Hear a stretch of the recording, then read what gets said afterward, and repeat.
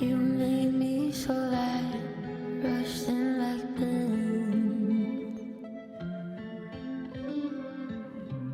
Remember my life, I wasn't happy. You made all the stars alive. I hid all the pain, told many lies.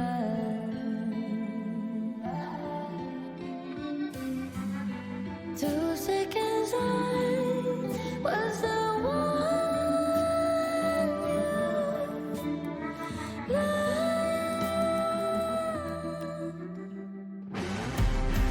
Why does the sun keep on shining?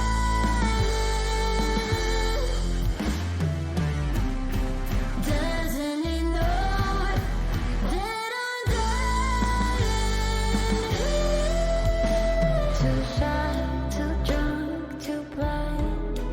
I say everything that's on my mind. Too fast, too weak, too everything to survive.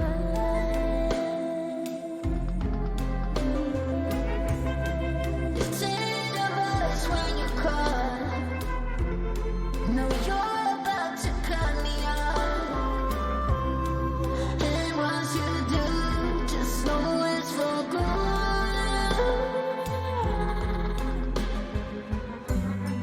2 seconds I was the one.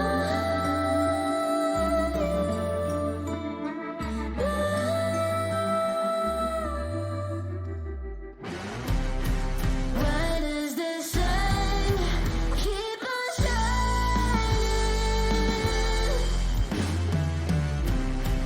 Doesn't it know that I'm dying? Give me up, I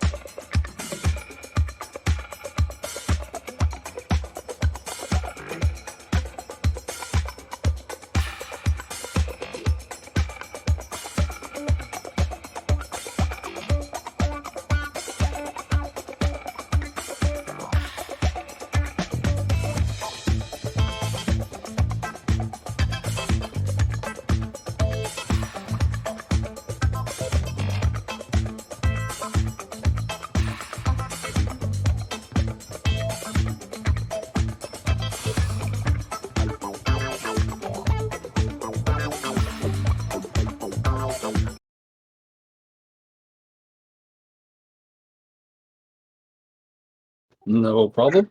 Howdy ho, everybody. We are back. The move has been done. Hopefully, our schedule will be stable again. It has been a hot minute since we played, so I expect both myself and the players to be just a tad rusty today. But we're gonna get through it just fine anyway. If only Arena's camera tries to stop gliding down and focusing on her cleavage, we should be fine. Speaking of cleaving things, we will go straight into the recap of last session, starting with, in this case, Preacher. Oh, thank you. Well, let's see now. I'm trying to remember myself. Basically, we in the session before that, we had a fight with the sub-Archon, and he escaped. So we returned back, and to our surprise, found that the other mercenary companies had tried to assault the place where we suspected there was some kind of necromancy going on. They didn't wait for our return. Somehow our scouts gone missing. We don't know exactly what happened to them. I think we sent back our orc scouts, but I'm not entirely certain. Somebody else will have to correct me on that. The companies were suffering losses, and we entered the mist in search of the company leaders, and that's where I'll kick the ball over to Finn.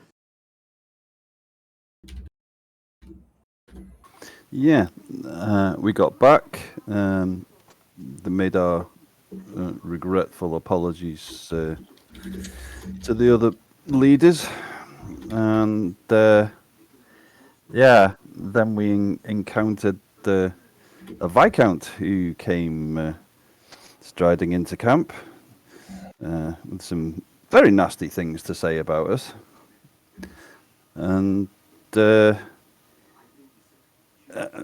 certain decisions were made that I'll let Marisol explain what happened. Marisol.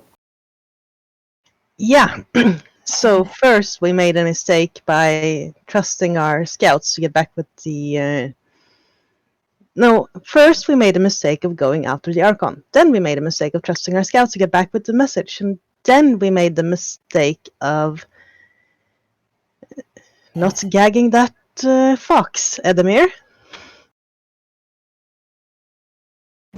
Yeah, it was a long day, tough fights. He got on my bad side. And, yeah. Zara? So noteworthy things that occurred during the fight in the necromancer's camp.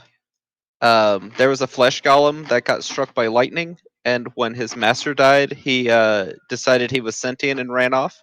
So there's a sentient flesh golem running around. Let's not forget about him. We did rescue both the captains, so both of the captains did survive, and they're still about. There was also an ethereal ghost screaming in pain, who had quite a bit of things to say to both Preacher and to Eodi. She also revealed to us that the sub-Archon that we thought managed to escape with his little teleport rune didn't. So at least that guy's dead. And then the Viscount came up, tried to take our money, and threatened us with death. Edamir might have said some mean things to him and scared the poor guy, and he, tried to have us all arrested. Some members of our party are okay with being arrested. Some members of our party are against being arrested at all costs. So, we have split the party in at least 5 directions, because there's Eodi went one way, Zara went another, Edamir went a third way, Estrella's somewhere, and then there's the group who decided that they would like to be arrested, going the other direction. So, plenty of things for us to do. Eodi? I think you about wrapped it up, honestly. I was going to point out that we all went, Delta split, and we all went different directions. Honestly, that's kind of the cliffhanger that we're left at. I don't really have anything to add to that. Is everybody gone? Who's left? Alright, Bonte, you're up, buddy. I can't say too much more other than I never seen a Viscount scared of a little fox, but I guess he's more of a coward than a Viscount. Yeah, we'll see what happens from this point on. As I said, we're splitting 5 different directions. We'll see what the Marquis has to say. See, Estrella, you weren't here correctly, so I guess it's back to you, Shoggoth. It is indeed. I gotta make everybody just aware that I'll be fumbling a lot of names today because I haven't found my notebook after the move yet. So I know who everybody is and where they are, but damn if I can remember anybody's name. Because that's like a bit over 100 pages of notes that I don't currently have access to. But it'll pop up before next session. We're spending the coming week organizing our asses. So currently, the ones who have been taken into custody are Marizal, Magnus, Mador, Tumult, Preacher, and of course, Herko. And I believe the rest are in the wind, if I can remember this correctly. And I believe I do, because I double-checked last episode, which is on YouTube at Pathfinding Adventures channel. When I couldn't sleep last night, so. But I didn't count how many you are. 1, 2, 4, 5. 5 of you. 6 of you, actually. However, Tumult is taken away from the party fairly quickly. Still under arrest, but his skills as a doctor and medic are needed after another clash with undead scouts. The rest of you, however, are brought down to the main camp, where the Marquis and his ranking nobles are inside of it. It's a pretty small keep. It's a fort, but it's an older style fort, just square walls, buildings inside it, not any of the good round walls or star-shaped forts that are starting to pop up as technology advances. This one's definitely old, and from what you can see, more of a supply base than a stronghold as such. As you're brought into the courtyard, you can see there's a lot of hustle and bustle. You see the Marquis dressed in his knightly plate armor. He's standing talking to all of his staff officers, kind of going like that way, that thing, do it like this. And then he looks up and see you guys being brought in by the Viscount and his men. And there is for just a small moment, there is a look of just disappointed resignation that flitters across his face before the Viscount brings you in. The Marquis, you can see the staff officers and captains and sergeants and whatnots all go silent as you are brought up in chains in front of him, limping. Preacher mostly still being carried after his injuries.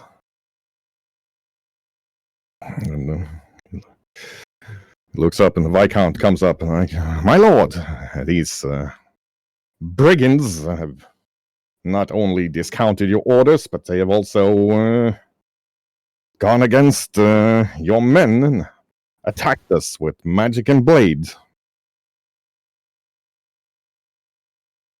No. I demand that they be hung immediately." The Marquis looks up and, well, my good Viscount, there's several issues with that. One of them, of course, being that this particular group of mercenaries all have judicial status of nobles in the charter given them not 48 hours ago. And for the love of Jarlman, at least have them healed before you bring them before me. In the eyes of Turris, they're innocent until proven differently. He nods, and a couple of clerics come up. And takes but a moment of prayer until all of your injuries have been regrown.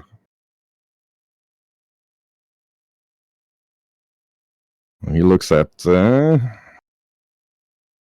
Marisol and Captain Barlow. Would you please explain what the Viscount is going on about? We did make a mistake.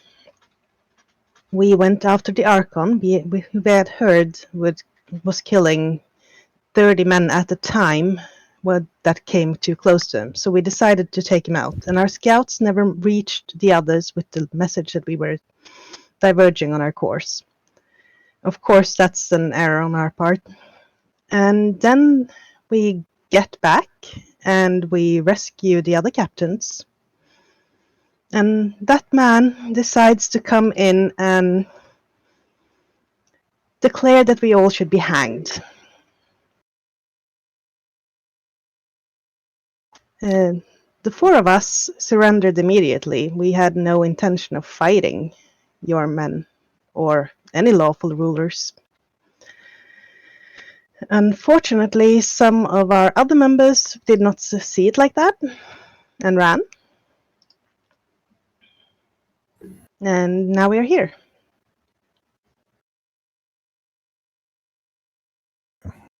Marquis takes... You see, he's stopping. He closes his eyes and thinks a bit. Takes out a pouch of tobacco from his belt. Stuffs a pipe. Lights it. Takes a long drag.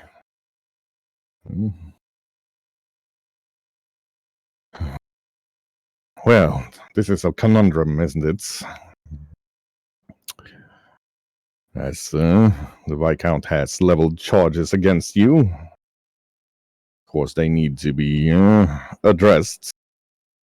Peer of the realm, it's his right to do so, and I can't take that away from him without myself being in breach of the king's law.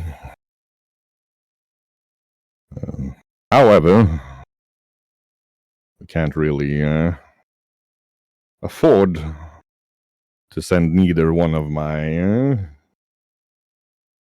marshals, and he nods towards the Viscount, or one of my best mercenary companies, and he nods at you, to Wallon, for a trial.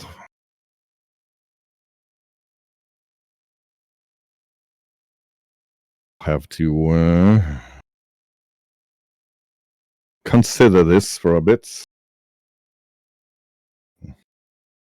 And the Marquis comes up and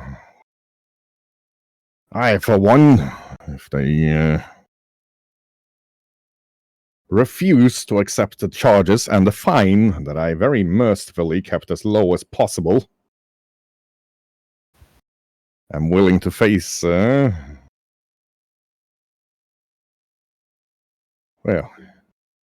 there's always judicial combat, isn't it? However, I can't fight 4 or 5 of them alone. I leave it in the hands of the captain here. He almost spits the word captain. See if she can find enough discipline among her bunch of brigands here to decide what they choose to do. And up until then, I'll retreat to my quarters and stoke the furnace of my armor. And the Marquis kind of just flits him off. You can go.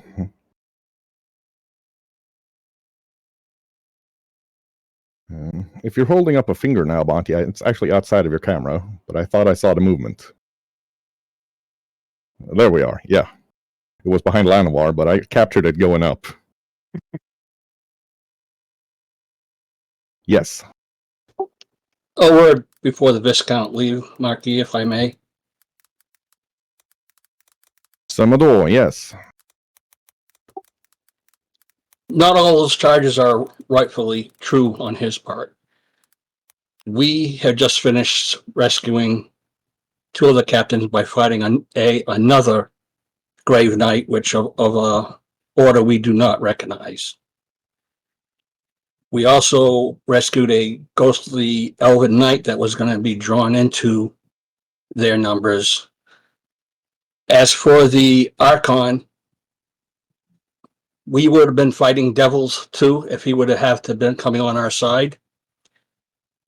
Other than after the battle, the Viscount just suddenly showed up and for some reason said that we used magics and sword only after he did the initial onslaught by trying to catch our fox in a cage.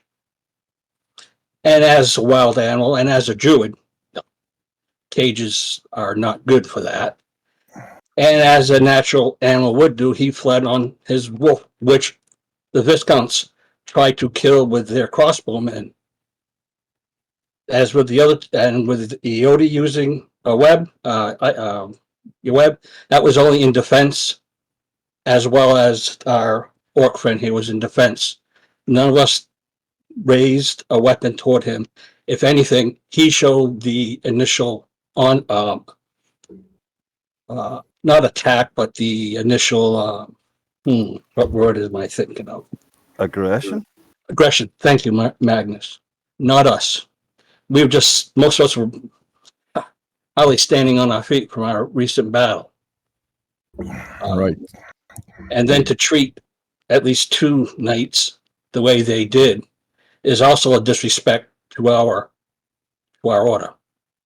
Now we may even have I believe the Druid is Order of Apollo, if I'm right, Captain?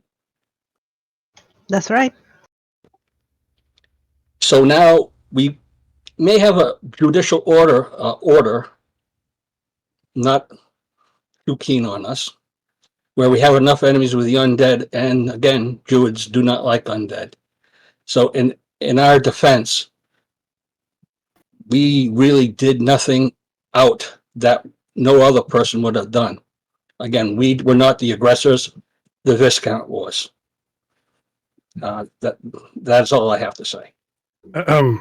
I believe the two mercenary captains can vouch for the proceedings as Sir Mador has described. They were present. Yeah, he looks up at Karin and Walter, who have followed on their own accord. And captains, the charges leveled here. I would like to hear your call on them.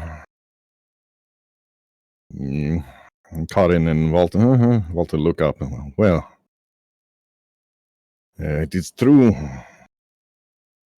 Marquis, that the Knight Thorns were out of position, and they did go off on their own without news reaching us of them chasing a secondary objective.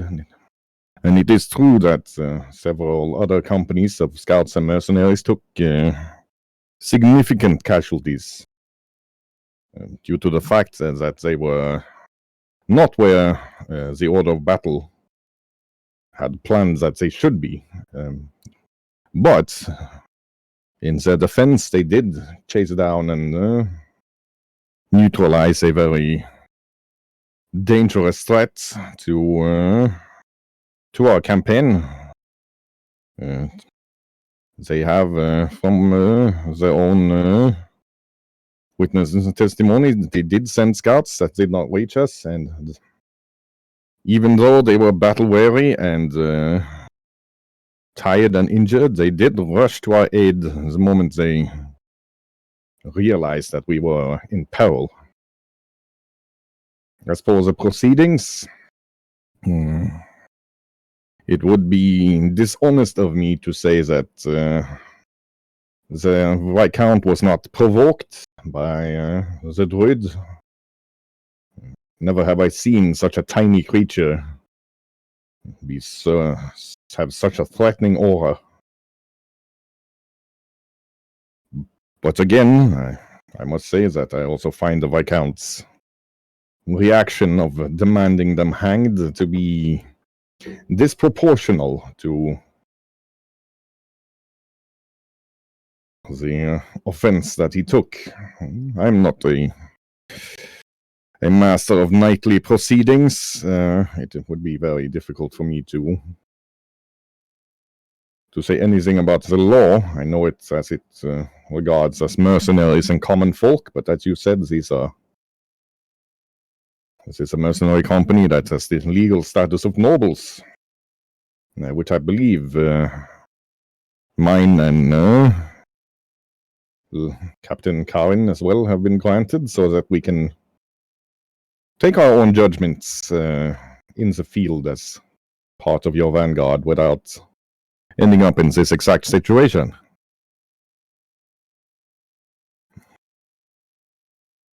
The Marquis again looks, takes another long drag of his pipe. Now he's obviously very unhappy about the situation. Well, this is a fine conundrum you've gotten us into, isn't it? He looks at the Viscount. I swear, were you not my brother-in-law, and I would have you dismissed from this army. But again, I will admit that when it comes to logistics and engineering, you are the finest man in the march, and we will need you for the fights against the undead at Raven's Bridge. The Viscount stands there like, well, a backhanded compliment, maybe, but I'll take it.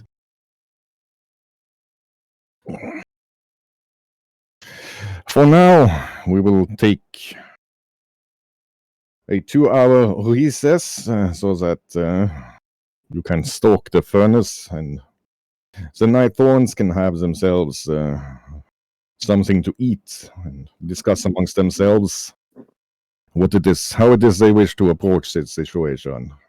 I will, however, have to say to both parties involved here that charges have been leveled. It is not something I will be able to just look through my fingers with. Had it not been so, and it was just harsh words, well, this could all have been forgotten. But the stain upon the honor of several involved orders of knights, nobles, and the Order of Apollo, and of course the Viscount's own Order of the Gear. Well, something will have to happen. If the King's Justice was here, I would let him simply deal with it and beat the stupid out of all of you. Perhaps in a grand melee of all versus him. But sadly, that is not an option I have this time. The Viscount sort of reddens a bit when he says this time. Well, I will admit the technology that created him is far superior to mine. But I'll silent you. And he points over towards what seems to be like a mess hall for soldiers. And like, Captain Barlow, please take your companions. We will see that you are served food fitting for a noble while you discuss. It is obvious you've had a long day and night, and already been in quite a few scraps. I will send some pages and squires to wash the blood and soot off your armors before we appear before the court again. And these, I hold up to the chains. he looks at, he gives a sharp look to the Viscount, and the Viscount says, yes, very well. And he takes out a, what looks like a dial fastened to his armor, kind of flips up a little lid, and turns it a couple of times, and all of your manacles just fall off. Thank you.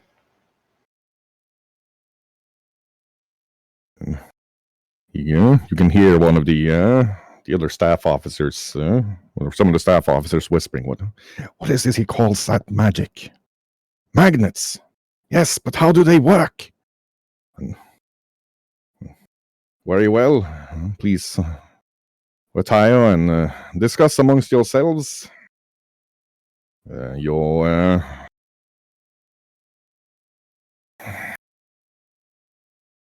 I would... Please do not take this as a...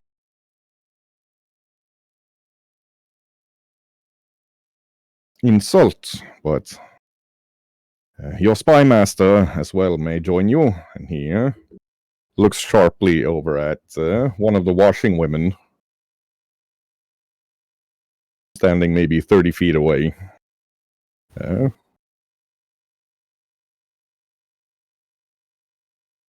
Dressed up beautifully with, like, even what looks like chalk has been used to kind of paint a bar of soap over the eye patch.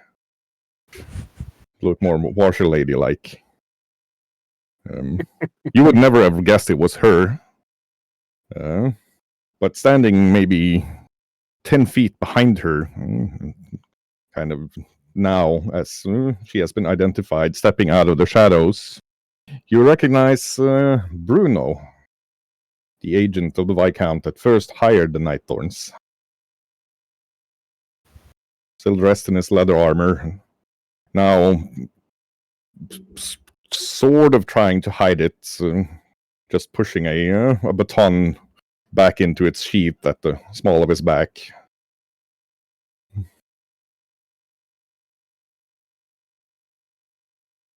You might have met my own spy master. We do not talk much about him.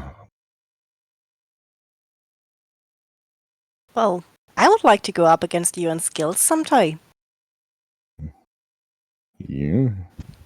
Gives a small bow to Estrella and like, well, I'm certain there are things we can learn from each other, madame. And he gives her a bit of a grin and a wink before he steps back into the shadows and is just gone.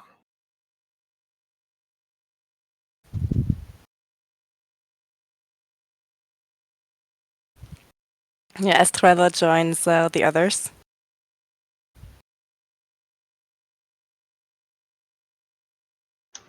Marisol just nods at her and winks. Right, as you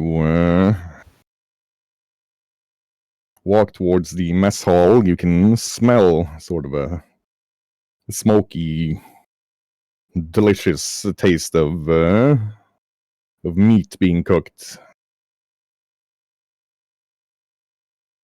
And it doesn't take long when you sit down at the tables are large, probably 5 feet across and 20 feet long.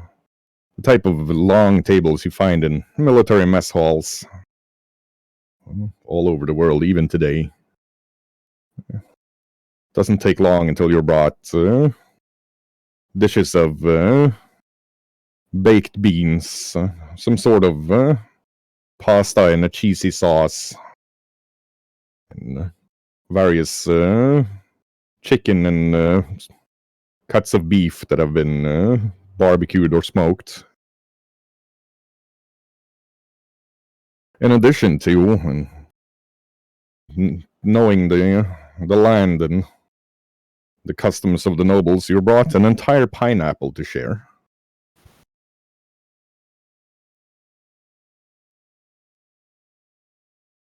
I'm whispering to whoever sits next to me that I still don't really understand why we're given that.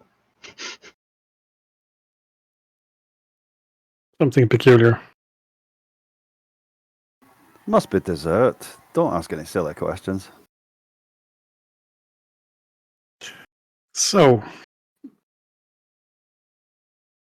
beyond the obvious that we plead innocent, not guilty, what are we ever gonna do? Well, there must be some sort of trial because we are on trial.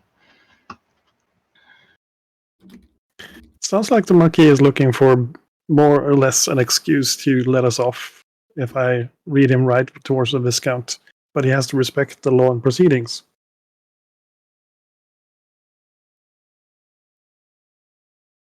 Well,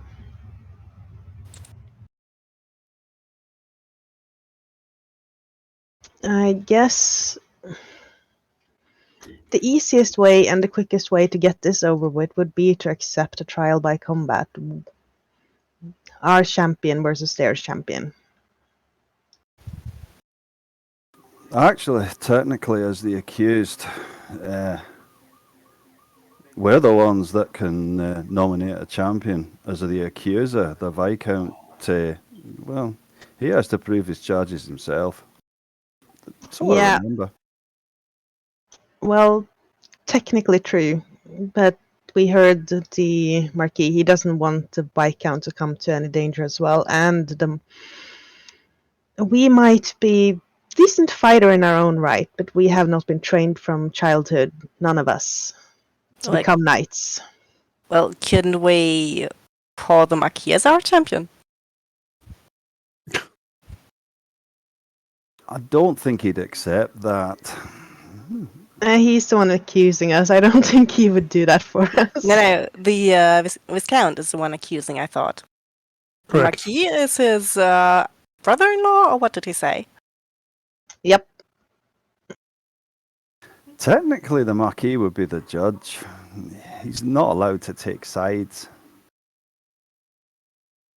There's another option. Don't know much about current law, since my knowledge is a little bit short on this side, but isn't there something called something about paying money in offenses, or wear guilds or something to dead or something? He did say something about a fine. Well, we do have quite a lot of gold, so if we could just pay our way out of this, it would be nice. Aye, maybe. But then, Mador and I are knights. Technically, the Viscount has insulted our honour. Yes. However, I would say this. We take the judicial combat as such, in respect to your orders. But I think also we might want to pay some kind of wear-guild towards the other two mercenary companies for us not being there, because technically we were in the wrong to not reach them with the information. Yeah, I have to speak to my scouts about that. Aye, that would take care of the breach of contract. And the rest would depend on the Viscount. Well, yeah, I don't see anything other than the judicial combat. I'm not trained in current noble law. And I'm not from here. I have no idea how this country works. I'm starting to think that not all nobles are as noble as they should be. Can we request somebody to inform us of our options? That's a point. We could plead ignorance of the law in all its detail and ask for counsel. Hang on. Weren't we given some documents regarding the status we were awarded? We were. Here they are. Speed read. Mr. DM, sir. Yes, sir. We spend a little time trying to read up and see if there's any clauses we can use. Does any of you have the lore law? No. Man, last campaign you had so much of that. Give us an intelligence check then. Flat DC 12. Oh boy. Well, I'll try to take it. I'm pretty intelligent. Go Not ahead. flat DC, just a DC 12 intelligence check. You do get your int bonus to it. 19. The Verguild definitely is something you can do, which would, at the very least, probably give you a much better standing with the companies that have taken serious losses due to the fact your scouts didn't reach them. It would also help your own company save face in the light of the charges brought. The stain on both your and the Viscount's honor, however, is a more difficult proposition. If you were landed nobles, you could, for example, give him part of the taxes from one of your holdings, or just give him a village, sort of to shut him up. But there are some pretty clear clauses about what needs to be given. When the only thing that you might have is a magical artifact of some power, and that would still be dependent on him accepting that as payment for for it. But it is a possibility, yes.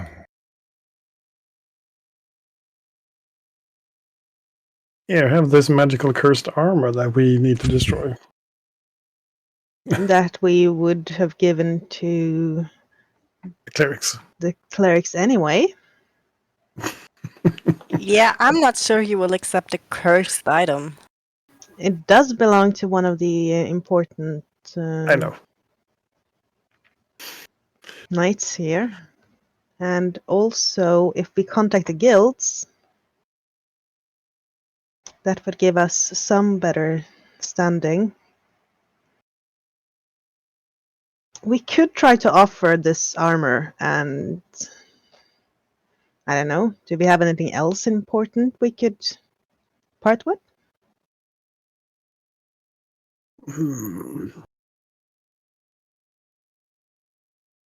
We do have the Linhog bastard sword, I think. That one is currently with Kalazir. Ah, that is true.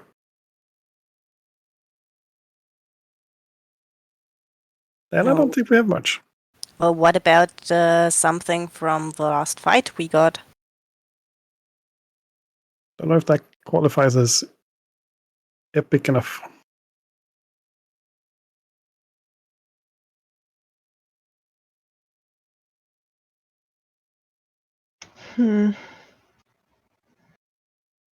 We'll try with the armor, and we'll see what he says, because I think he is as interested in saving face as we are right now. What would the amount be to the two mercenary companies? I would suspect that will depend on their casualties. It'll probably be an amount per man. Do we know that? Well, you rolled pretty well, so roughly a week's pay per person lost.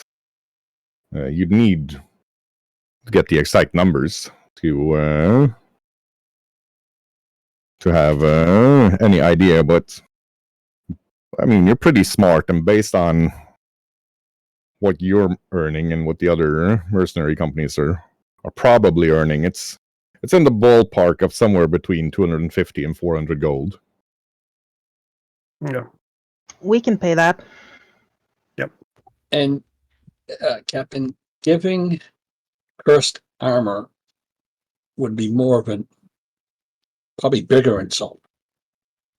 Not really. We are giving it to them in good faith because we know that it should belong to them anyway, and it should be cleaned by the clerics.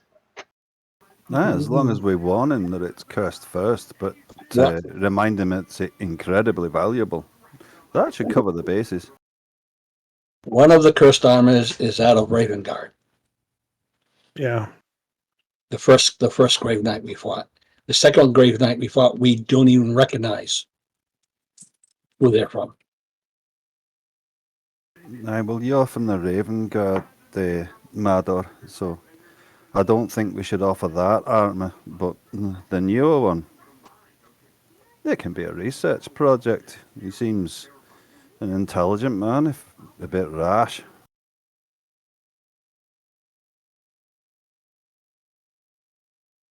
Personally, I'm of a mind to throw my gauge in his face, but the Marquis might look askance at that one. And Most he likely. is interested in engineering, isn't he? Perhaps he could be interested in one of my guns to see if he can replicate them for his men. Do you have one you think you can spare? I have a few I could probably spare. I'm currently mostly using my rifles these days anyway. Perhaps one of your pistols? That's what I was thinking about. Something simple that he'd have the best chance at replicating. I don't know. We'll have to evaluate the offer before we make it, I think, with somebody. Aye. We'd have to take a guess at the value of the armour and whichever weapon Marisol was going to offer along with it. What about... I can offer whatever weapon, and then my own expertise if he wants some help, because I'm pretty good with these things. Aye. There's a morning star amongst the items we took. It's magical. It could at least be a sweetener. I can't believe I'm saying this.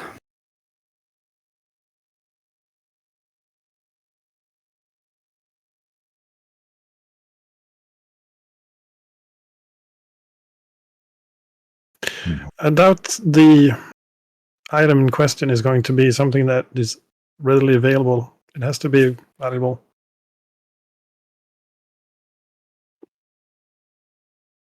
It's mounted with vampire's teeth. I don't think they're exactly common, Preacher.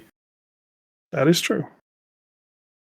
Well, no matter what we do, I think we should at least pay the others, no matter what, because they lost people because of us. Even if it was a mistake, and an honest mistake, they lost people because of what we did. Yep.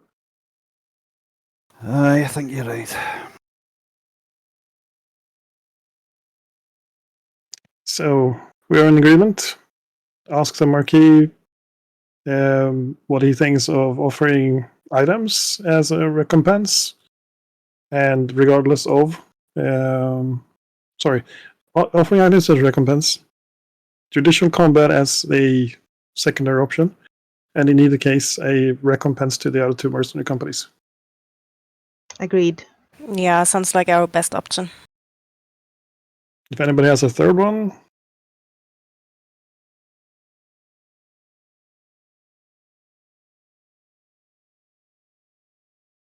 I would really like us to have some kind of idea before the Viscount goes all greedy and starts pointing at our individual equipment. So I think we should talk to the Marquis beforehand, maybe.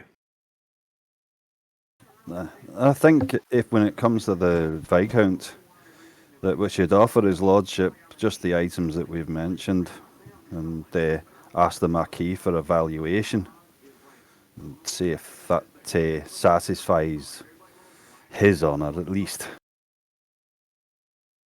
Yeah, as the judge, I think he should be able to make that call. Aye, he can keep his... that's the word I'm looking for. In between where he's neutral. Doesn't matter. That sounds like a plan.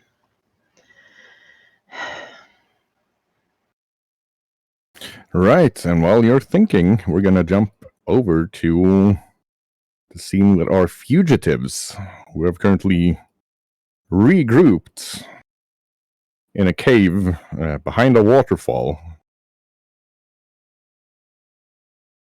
Where Iodi, Zara, and Edamir are, I believe, the technical term for it is plotting.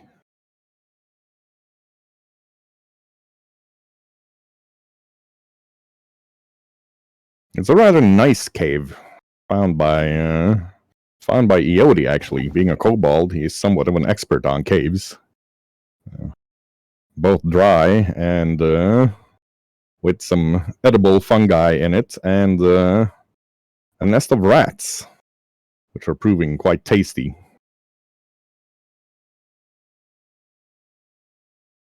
You've been hunted for probably an hour by the Viscount's men and just random soldiers who have been roped into it.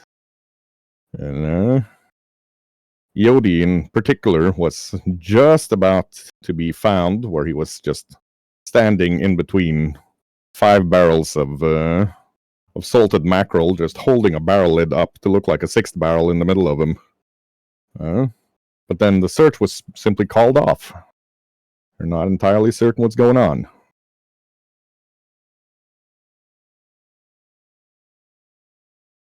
Well, that was eventful.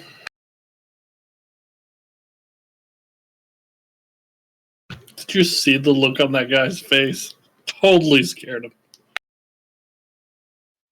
Unfortunately, that's expensive. I can feel it in my bones. We left them alone. They're going to give away everything we own. Why would they give away everything we own to them? Well, they're probably not going to just kill the Viscount. I mean, you don't have to kill him. It's not like we did anything wrong. Look, we saw a threat. We neutralized the threat. That's what we're here for. It's not our fault that, someone might have given an order to attack that shouldn't have. You must be new to Golden Glens. Yeah, human ways are weird.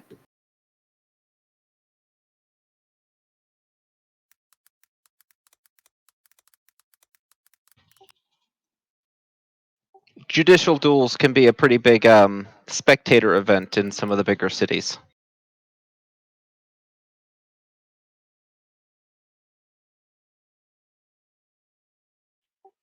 Somehow I suspect that that's not the method that they're going to take. They're a bunch of bleeding heart kind souls. Disgusting, really. I mean, why give away stuff? Just duel them. Doesn't seem that bad.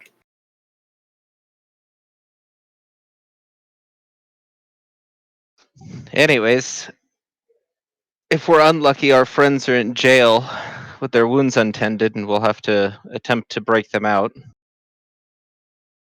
That could be fun. Or the Marquis took a liking to them, and they're being pampered right now in a tent after being tended by a bunch of squires. That sounds even better. I'm pretty beat up. Or Oh, well, you should have surrendered then. Ain't Or- nobody putting me in a cage. they could have all been hanged, and we are looking for a new job. Yeah. That could also be a case.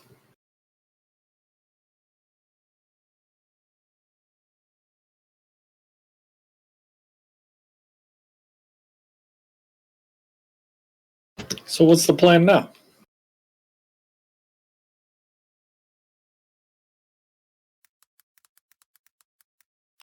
Well, finding out if we still have a job. Probably pretty high up on the priority list. Before we go anywhere near those friggin' mean guys, I think we should get some rest. I'm not going to march back there, half cocked. Yeah, we'll at least need to patch our wounds up before we go sallying off.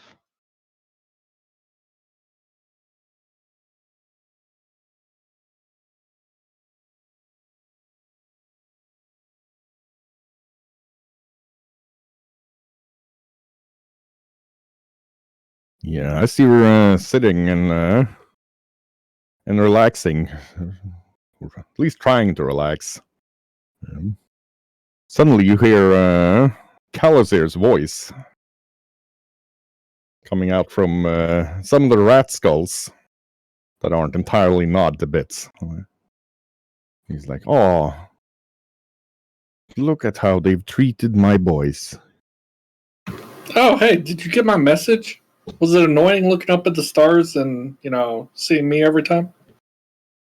Oh no, my dear Edemir, of course, I want you to come join us so that we can see you every day.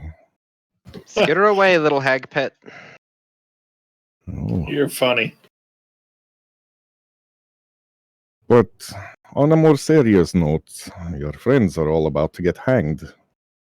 And I would like to help you, because although they have shown the mistresses some disrespect lately by constantly destroying their forces, I would very much like to have you join our side.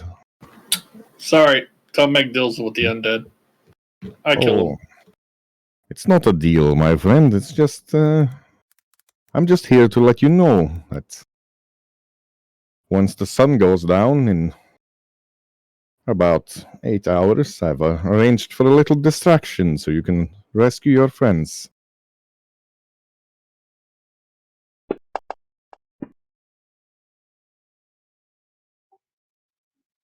Was she telling the truth at any point in that? Pretty With a 19 certain. to discern lies. Pretty certain she has at the very least arranged a distraction.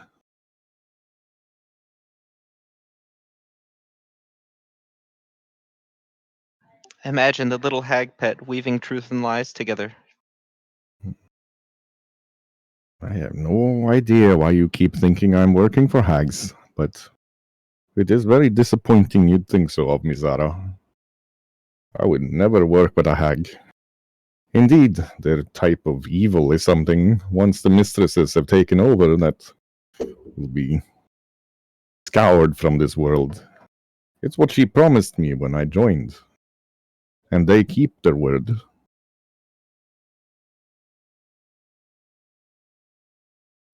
Oh, sure. Whichever ones they feel like keeping. Oh, Now skitter away. Mistresses always keep their word. Just ask Leopold next time you see him. And then the rat bones fall down again.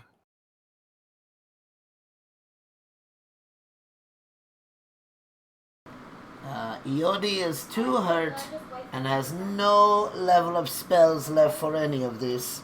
I require sleep. The undead will have to do their thing. There is no way we are going to succeed at all in my current state.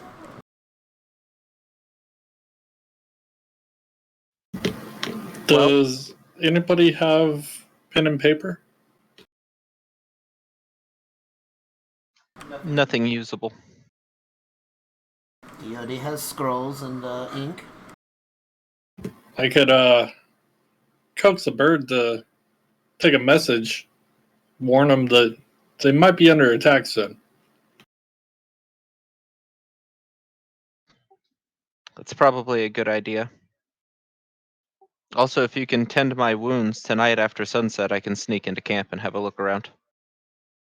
I could try, but I don't have much magic left.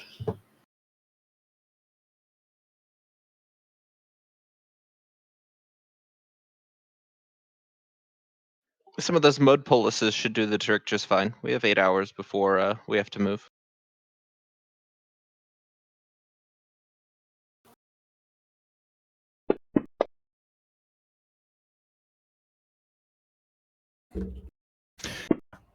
I will cast heal twice. Yeah, give us a nature check, Edemir. Yep.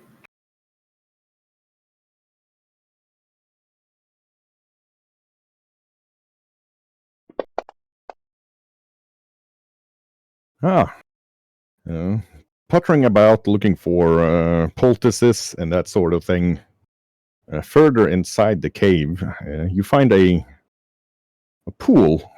Not a very large one, but at least 90 feet across. Not super deep, but from the little light sources coming in, you can see the glittering scales of a very rare delicacy. The infamously hard to find inland herring. Herring. And the inland herring being somewhat of an aberration to nature, but now having existed long enough that druids as well have accepted the fact that while they may not have been magical, well, they might not have been natural from the start, they definitely are now after a couple of centuries. The inland herring is also well known for its fantastic recuperative properties once captured and eaten raw.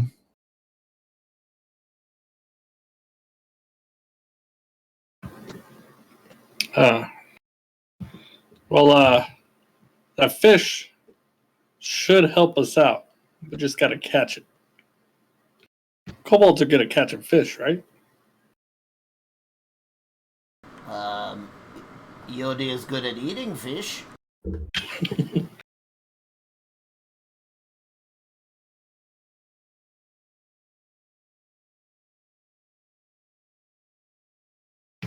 Do we have any sort of net or anything?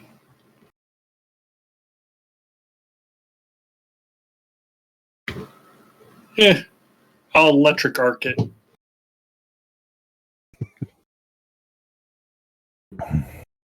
Very well. It takes you about 20 minutes until you've kind of managed to hit fish and not just plants and walls or Iodi in one case. But you do manage to grab some fish. The only issue now, having caught them with the electric arc, is that they're super delicious, but they're no longer raw. Huh. Maybe too much zapping. Yodi is not sure that is how fishing works. I've seen people fish with worse. Seen somebody throw one of those like blowy up things in the water, and works out fine. You are not setting the bar very high for this.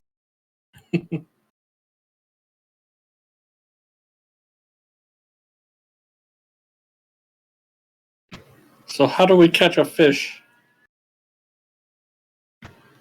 without cooking it?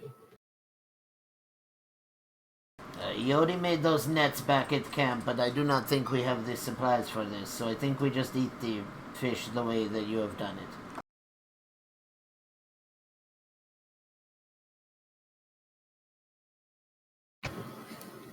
I'm fine with that. Who would have known that electricity could cook things? Usually that's, how people tenderize their meat, not cook it. Yodi is not sure you know about cooking either. He spends his days eating live mice. I'm not sure he's the cuisine expert in our party. Yes, it appears that our foxy friend is, confused.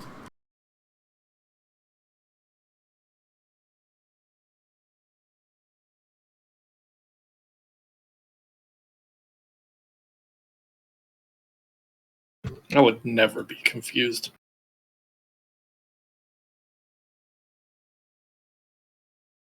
Yeah, eating the fish cooked, you feel yourselves getting energized.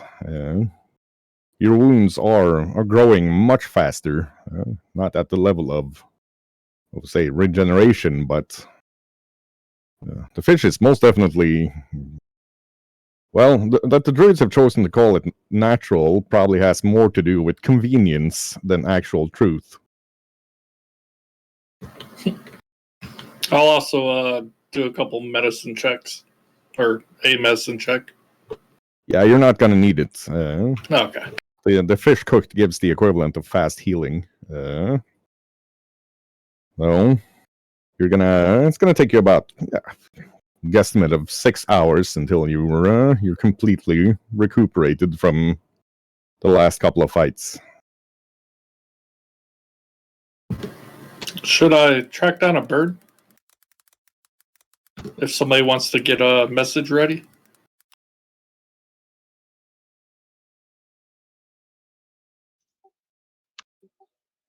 You already say he had some parchment, and I could do a small script with some of the random bits I have on me. We should definitely warn the camp that there's an attack incoming. I also want to try to talk to a bird and coax it over with my endless bag of sunflower seeds. Give us a nature check. It's gonna be well, you're gonna wanting to do it without going out and going, "Oi, bird!" so that everybody in the vicinity sees that. Oh, there's that druid that we're looking for. So I'm gonna say it's a DC 15 nature check for you, where normally it would just be an automatic success. Well, I have a plus 18, so hopefully no one. Well, it's double the amount you needed to roll on that dice, so it's still good. You do seem to have attracted the hunting falcon of one of the rangers that's out looking for you, but it's pretty pissed off with him because he didn't allow it to eat scraps out of its breakfast this morning, so it's willing to do you a favor just to spite him. Thank you, little birdie. It does, however, demand some of that herring. I will give him some of the herring. Yep. The bird is willing to take your message.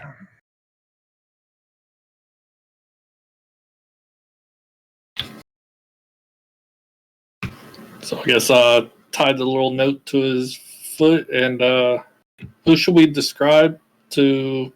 Put it in writing in the group chat so that people don't have to remember it automatically. I know what the memory of most of this group is like. Most of us are pushing 40. I can barely remember where I live most of the time. That's because you move every 2 weeks. This is true. Makes it more difficult for the popo to find us.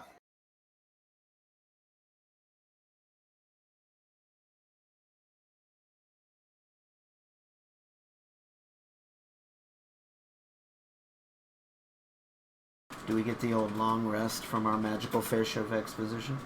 You will be getting the long rest from the magical inland herring, indeed. The inland herring is an old tradition in this campaign world. Excellent.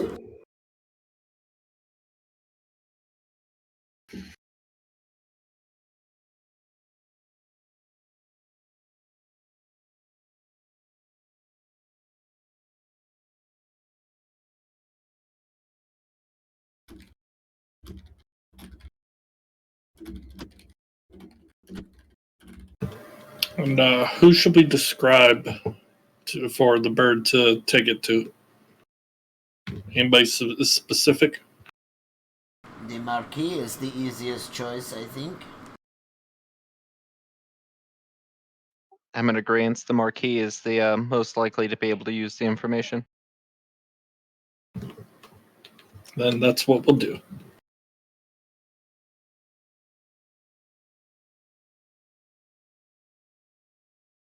The next question is what we intend to do tonight. Are we going to the camp? Or are we living here in this cave and becoming farmers and fishermen? I was a farmer, so I could help out there. Not much of a fisherman, though, as you can see. Caught the fish.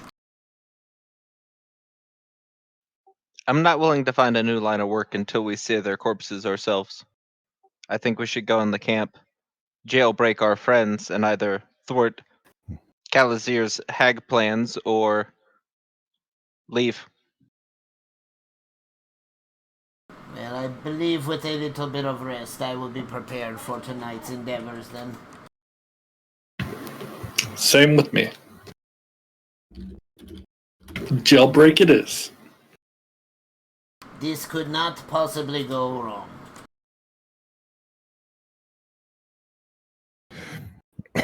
Lovely.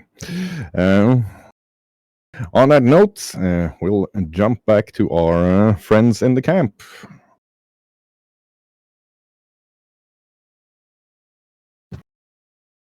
You've had yourselves 2 hours to eat and rest. One of the clerics of Yautel attached to the Marquis' court has even come by and dropped some sort of spell that means that the hour of sleep you got feels like you got a full night's rest. Although she did ask you to take careful note that that's only something she can do once this day, so please don't go out and do all sorts of crazy things.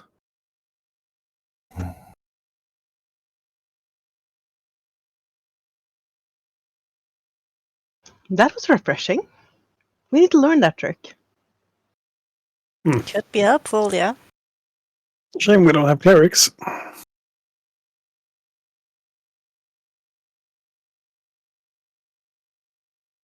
Well, we're in agreement then. We'll offer up the armor and the weregold and ask what we can do to make this right again with the Viscount and just hope this whole thing blows over. Agreed.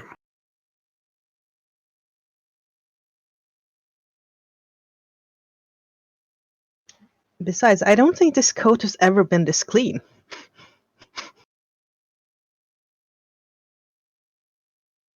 I wouldn't know. So I can't comment.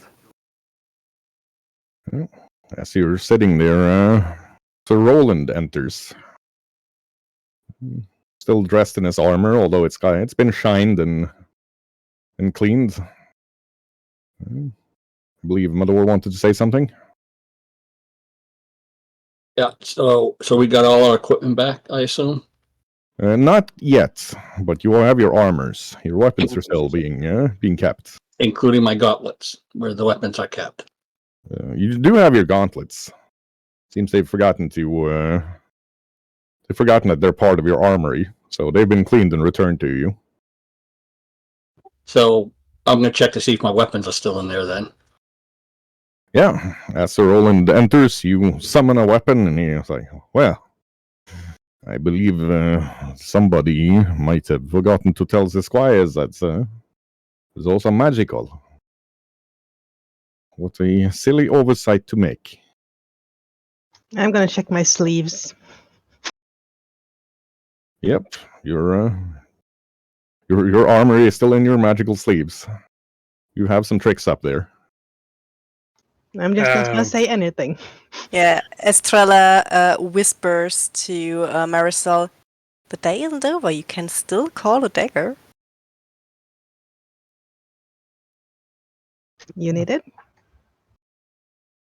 Sir Roland comes up to the table and like, well, this is a fine kettle of parsnips we have been landed in. I have come by to as your legal advisor from the Marquis.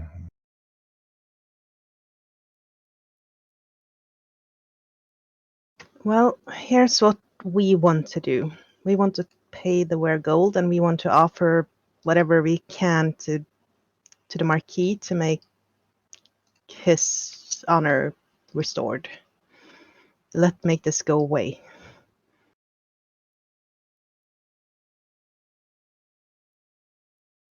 I believe that is a good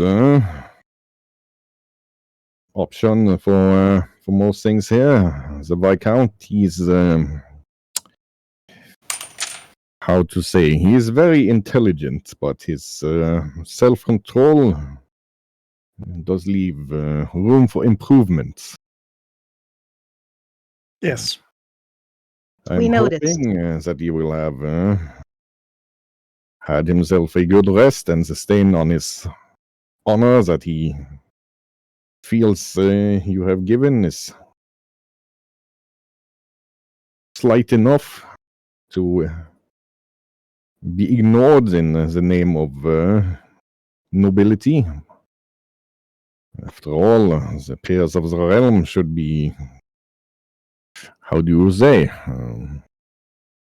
they should Noble? be inspirations. They should be better than the rest. In the Viscount's case, well, he is better than the rest at many things, but self-control, sadly, is not one of them. I believe his head, it goes far too fast sometimes for him to actually think about this. The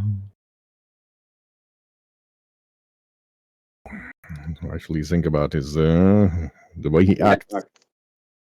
He does have a certain sense of superiority about him, to put it like that. But he is also a very stressed man right now, as his wife and children were visiting Ravensbridge when it was laid siege to. As such, he is a bit more stern currently than even his reputation for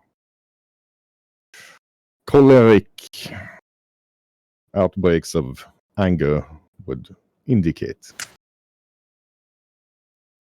Aye, well, the Viscount's not the only one with a temper, Sir Roland. I'm learning new things about keeping my self-control. Well, in your case, my friend, you have the red hair of a fiery personality. It is to be expected with you. Everybody knows this. Red hair means fiery temper. And as such, you are excused more than other people. Aye, as a champion of a deity, I'm supposed to be an exemplar as well, so... Well, it has been a while since I went to a mass of Kaisa, but I do believe strong feelings are part of the job for you. Nobody said all strong feelings are the positive ones. Indeed, if you have read the legend of Cousin Adalin, you will know that he got in duels constantly. Aye. Although she was supposed to be the champion of the impulsive god, but well, it is what it is. Aye. If I remember my childhood teachings, that was he mostly ended up in duels to make sure she didn't. Well, whatever motivation he had, he was known for dueling a lot. I believe at one point he even dueled the King of Goldenglens. After the Queen meant that the lingerie sold from the Falcon Wing estate was not good enough for her to wear.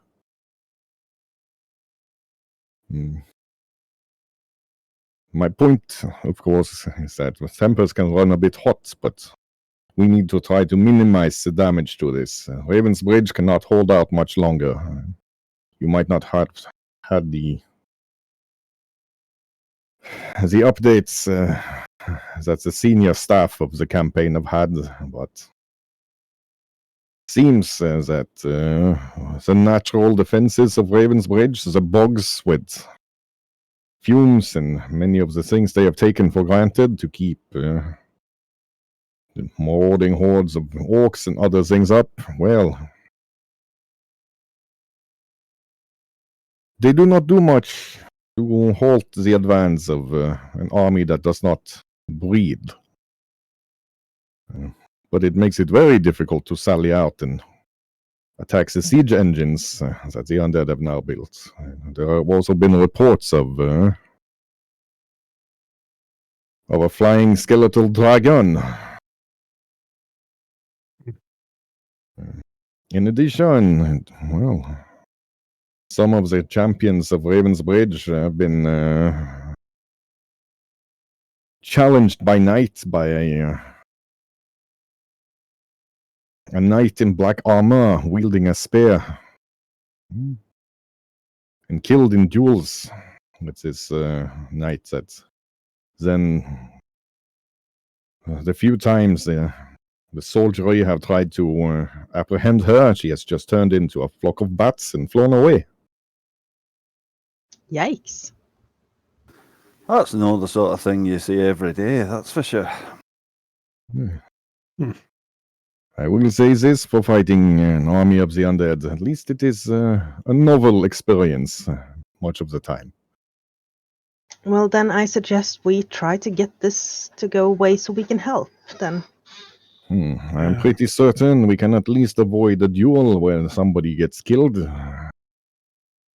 So, if you wouldn't mind, Sir Roland, would you evaluate our offer first to the two companies that we failed to inform? We recognize our error and offer them the Were Guild. Of course, anything to avoid a duel. And as he says that, Bruno steps out of his shadow. Hello, Bruno. Well, actually, we are going to need that duel after all. Oh? Here come. You see, it seems the opposing force has informed your fugitive friends that she is planning a distraction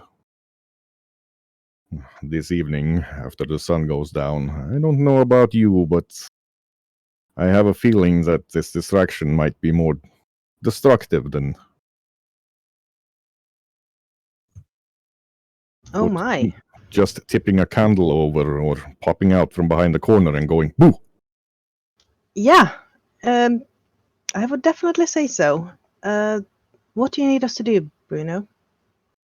Well, the Marquis, having received this information, has decided that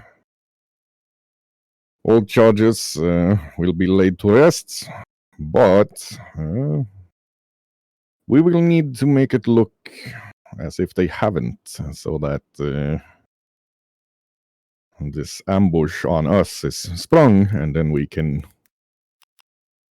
ambush them right back. As such, the Viscount has agreed to go into a duel with one of your chosen champions. He has promised not to punch them too hard, but we will also have a healer standing by in case somebody loses their temper. It will have to be as if you are fighting to the death. I do not think they will attack unless they believe we are already weakened and Fighting amongst ourselves. Fighting amongst ourselves and disorganized. Indeed, a lot of this looks, well, it looks like the sort of incident I would have organized within the opposing army if it wasn't for the fact that they're all mindless undead marching under one banner, and it's very difficult to get them to fight amongst themselves. Aye, they're very organised. Well, I have some talents with the healing arts myself, so... The thing is, we have two potential champions. I look to Medor and to Magnus. Which one of you will take the mantle? Well, I'm the one that actually insulted the Viscount for doing the aggression, so I would probably say it would be me. I would offer a differing opinion. Will your orders be all right with this kind of deceptive behavior? Yeah, I don't have an order. No, their orders. I'm a knight I that's know. been insulted. But remember, you are not actually fighting this duel. We need you both to be standing afterwards with the. I won't use my magical weapon. You are deadly enough with your regular ones. Bruno pops up like, no, you need to fight as hard as you can. This general, this Calliseer, she knows you. She would recognize in a moment if you hold back. Then very well. She doesn't know me, though. And She's that never met abomination me. that she is, I will respect her intelligence. But you're also a healer, Magnus. We may need that. You're right. Well, my young friend. Have at it, then. I'll defer to you.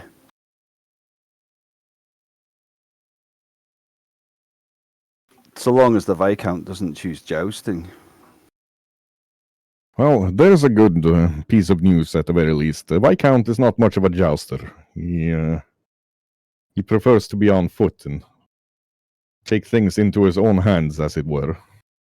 That makes two of us. It's perfect for you then, Mother. Well, it's settled then. Mador will be our champion in this duel, Perfect. and we will pay the wear price to our friends. Well, that is a good call anyway.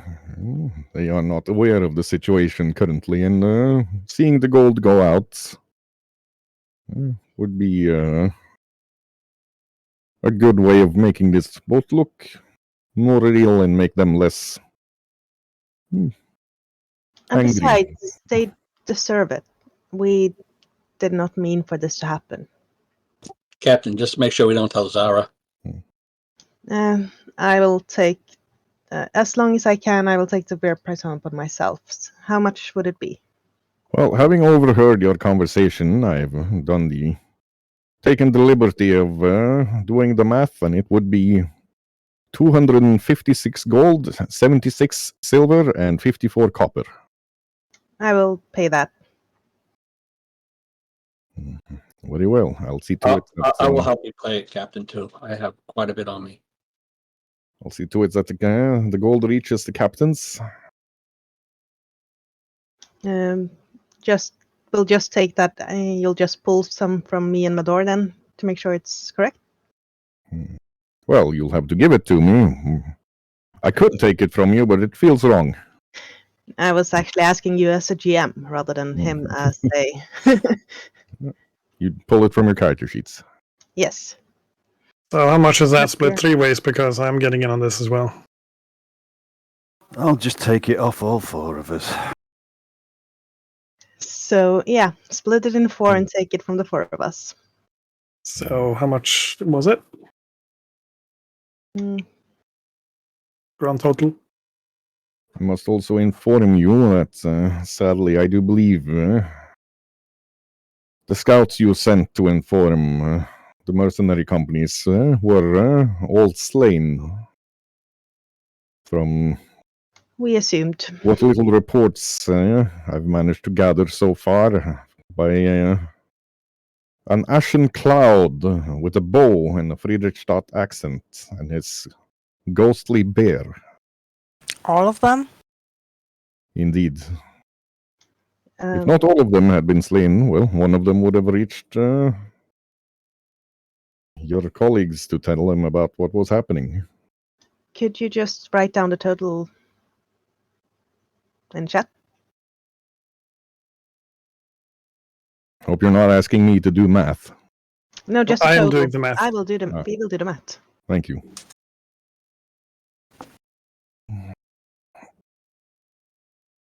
Well, that would explain why they didn't make it, though.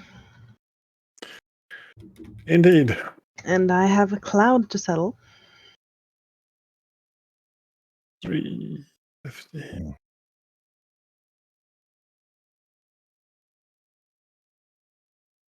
And they had just found a new home here. I suggest we Yeah. calculate on 360 and split it Yeah, 90 we'll each. calculate on 360 and then just remove that much gold from our character sheets. 90 each, people. Bruno places a hand on Estrella's shoulder. I know it is. It can be a rough thing to lose people. You know this from experience, I'm aware. Captain. However, I think we should have a talk once this is over about integrating our intelligence gathering efforts. We We had done should. so beforehand. Maybe I could have arranged some backup for your scouts. Yeah, we should definitely talk. For now, you need to rest. Ready your plans. Your weapons will be brought in. They'll be secreted away in a chamber under the whole roasted pig.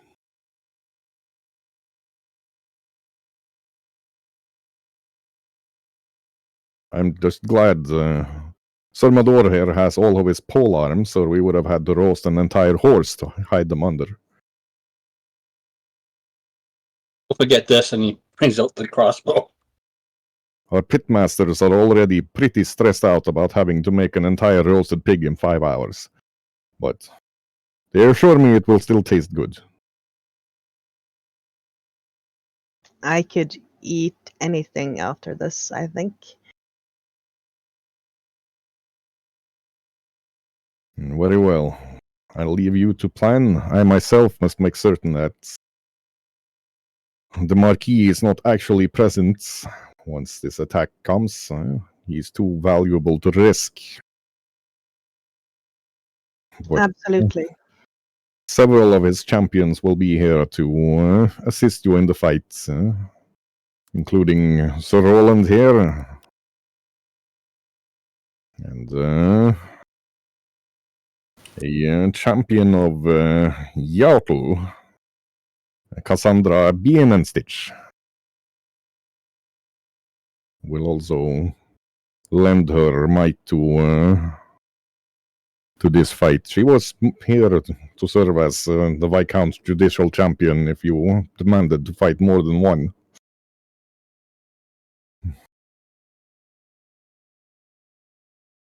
But for now, rest, eat, plan. And we will see what the undead bring. I will do my very best to find out what their plan of attack is, and there must be a traitor in our midst somewhere. But their ways are unnatural. It is hard to adapt. Marisol takes the pouch from after Mador has put his 9 platinum or 90 gold in it and adds her own and hand it over. This should be covering it nicely. Excellent. I will take the liberty of converting most of this to silver and copper so that whoever is spying on us can see huge chests of money being delivered to the mercenary companies that have been damaged. Feel free. It will look far more impressive. Also, he gives a ring to Estrella, about the size of something you could put over your forearm. This will allow you to hand me. He takes out his own ring and puts a scroll through it, and it pops out through Estrella's ring. Somewhat more timely updates if you see the need to deviate from any plans further along the road. So we can avoid having more incidents like this. That's definitely handy, thank you.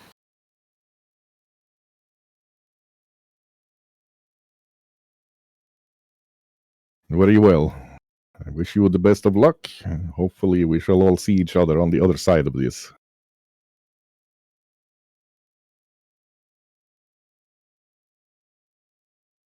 We'll see you on the other side.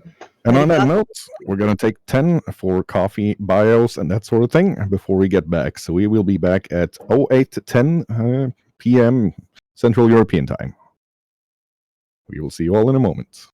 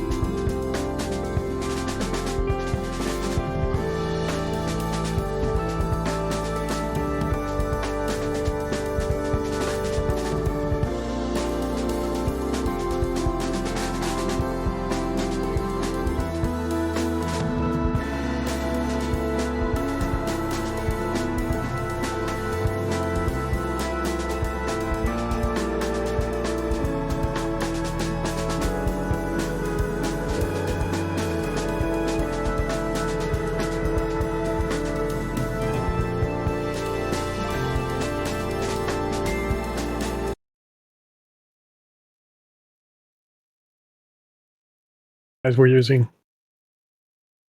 Okay. There we are. We have returned from our break. It is a beautiful thing to have done.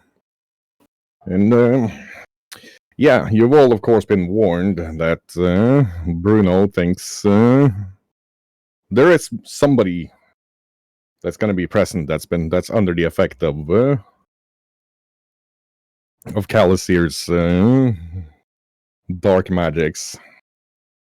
Apart from you, Sir Roland is there, dressed in the blue and silver plate armor of his order, and just kind of leaning on his greatsword, participating in the fight. And then you have Cassandra Bienenstich, who, well, she's about 6 feet tall, with long, curved ram's horns growing out of her head, hooves, and dressed in the very heavy plate armor of the local Order of the Nail, who worship Yautl instead of Turis. She's standing there with her in the black and gold and reds of Yautl, holy symbol prominently emblazoned into the chest of that plate armor, and over her shoulder, seemingly not too bothered by it, she's got a grand flail, a very rare weapon to see in the hands of anybody. Huge two-handed flail that makes even, well, most regular two-handed flails look small and easy to use. This thing has 3 segmented knobbed metal heads instead of just one. And the last one coming out, you can actually hear him before you see him. Gears winding and some very, very heavy stomps. Not to mention occasional bursts of steam. As the Viscount, now dressed in a very large armor, makes him about the size of an ogre with two pipes coming up from what looks like an inbuilt backpack, hissing steam. As he walks out onto the courtyard with bricks of the courtyard, some of them actually breaking and shattering under his steps. None of you have ever seen an armor like that before. He doesn't have any weapons, but the oversized fists look pretty nasty. As he clenches them, you can see sort of electricity arcing over them as well. And there's some sort of weird holes in the bracers. The bracers extend out around the hand, and there are holes around them. Looks mighty strange.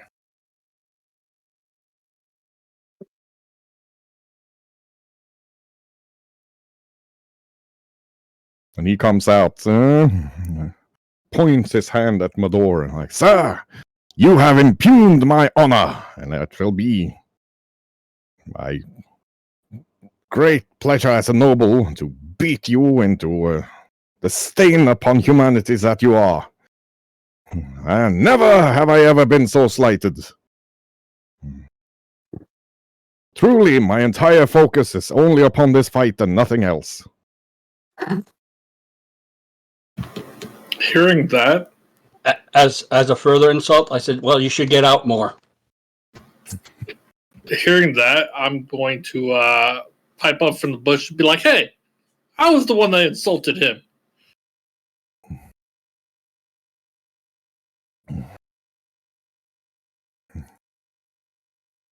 The Viscount's like, "Huh. It must be the steam engine on my backpack that is making weird noises.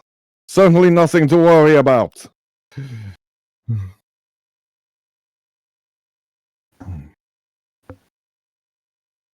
And he brings a huge fist, armored fist up to Mador and kind of gives him a like.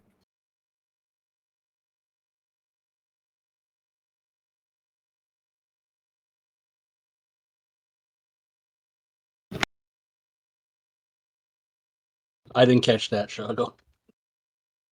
He waves Mador on like. And I still start advancing. No weapon out yet, by the way. Right. Cautious. Give us a initiative roll. Haven't done that in a while. No, that's been that's a D20 plus your perception. Okay, so he does act before you as Mador advances on him, and the fight is obviously on. Whoop! Dang it! Haven't used fancy grounds in a while. I just gotta try to not break my windows with doing things. He holds out his fists, and there are puffs of steam as something shoot out of the bracers towards Mador. Oh.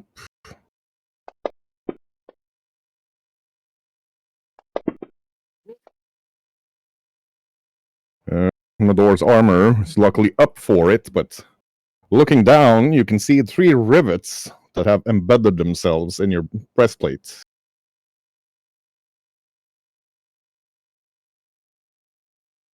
Well, I guess 2 can play at that game.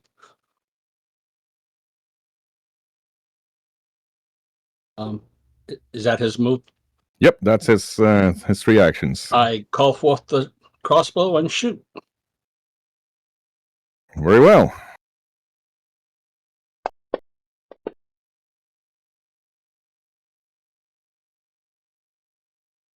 It's a good shot, but as the crossbow bolt gets closer to him, you can see it kind of veers off, as if something is repelling it, and embeds itself in the roof over by Marisol.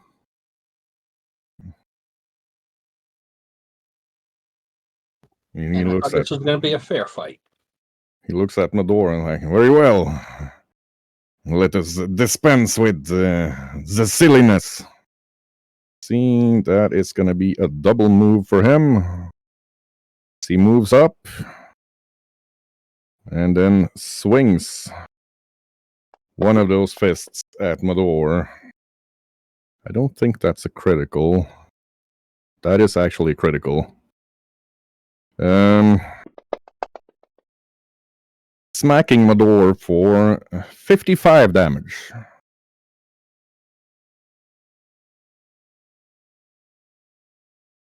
I'm gonna make the appropriate noises. Right, give us a deception roll. You're gonna have a -5 penalty due to the bushes are speaking fox. That's some pretty good deception anyway. Who would have thought Marisol could be deceptive? It's Mador's turn. Call forth the glaive and start swinging. Very well. That is a hit, sir. Wrong one. There we are. That's the glaive. Yeah.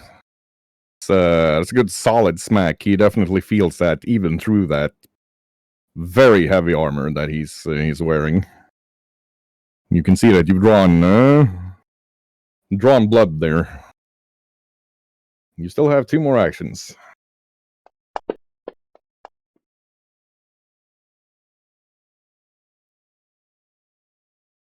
That's a miss. Glances off the oversized shoulder plates.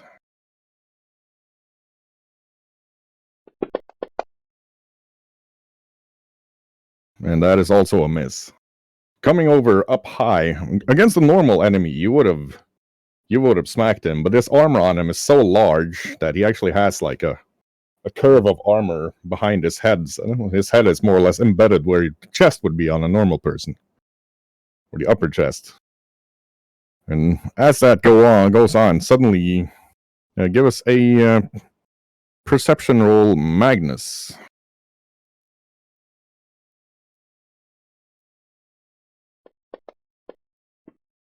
Oh. You see before anybody else one of the brutal wounds that you saw Herko take when you were fighting the Death Knight, just suddenly starting to reopen as his eyes just go glazed and he kind of arcs his back backwards. And you do manage to warn everybody with that critical success fast enough that when a portal to somewhere just opens in that wound, and none of you actually take any surprise rounds as all sorts of horrid bastards spew out.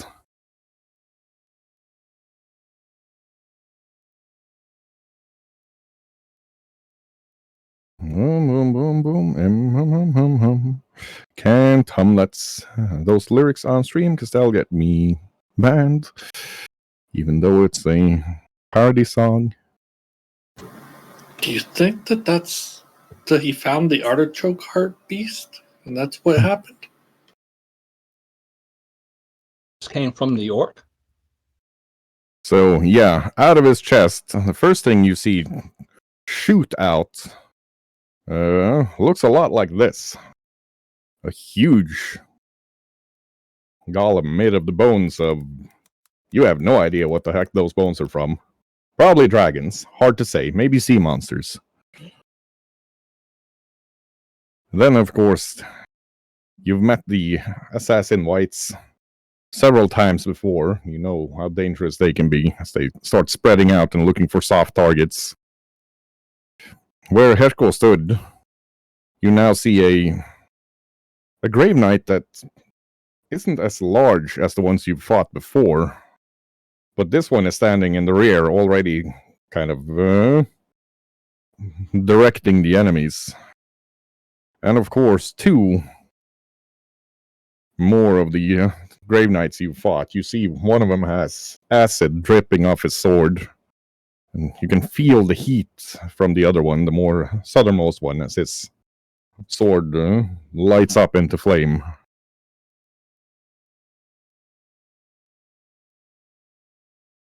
You have been given ample warning. Wow. So, first to act is actually Sir Roland, who first takes up a horn, blows it, a long, clear note. Then he rushes up to the Viscount and Mador, slaps a tile onto each of them, and their wounds close. They are no longer injured.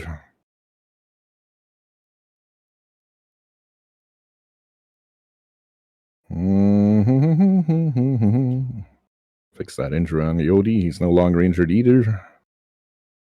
But then the Grave Knights are just as fast as you remember them being, and the one with the acid sword that just goes straight for Magnus, swinging it at him twice.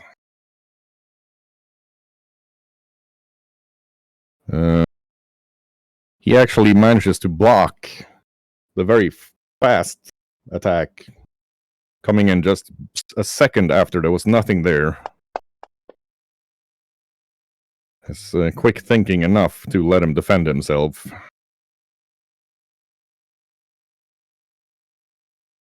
And that takes us to Cassandra, who is just going to be smacking the wight next to her with that grand flail of hers.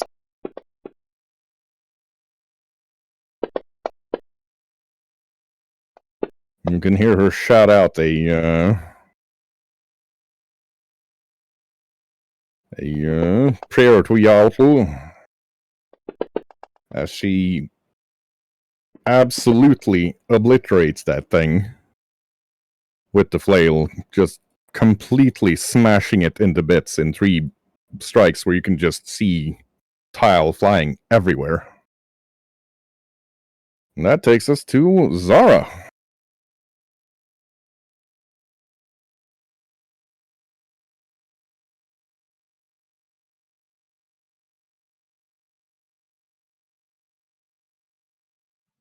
Zara is going to dart out next to this hunter white. Gotcha. I'm going to do an esoteric lore on it. Go for it. Oh, wow. Yeah. These things definitely are the remains of Estrella's scouts having been turned into undead assassins now. Immune to the usual undead things, death effects, disease, paralyzed, poison, and unconscious. Will heal from negative healing. They've got the usual white tricks up their sleeves. They'll drain life.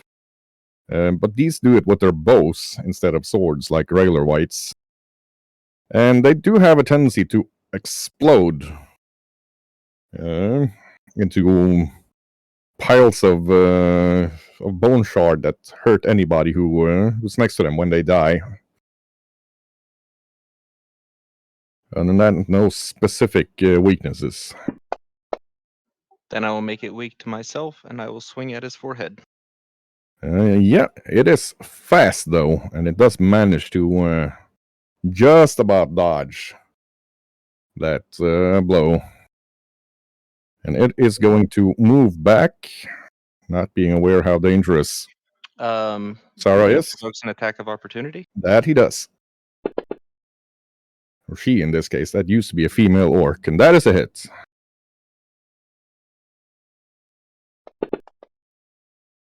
And then a bonus 4. So 26 So 26. damage.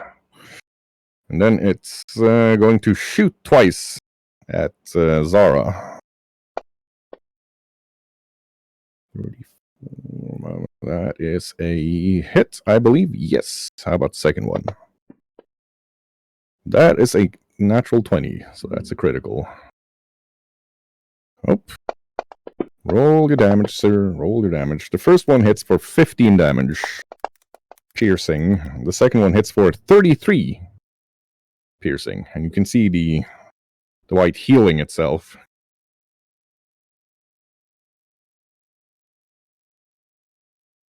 Let's see. Where's the other one? It is there. It is going to shoot at... you can see it spends a moment to identify its target, and then it starts shooting at Marisol. And she dodges the first arrow. And the second arrow. That takes us to Magnus.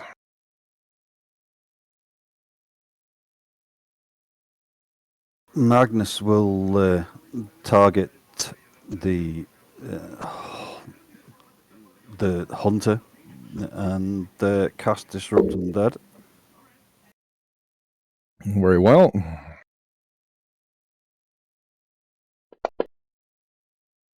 That is a natural 1 on the save, so that's a critical hit for Magnus. Okay.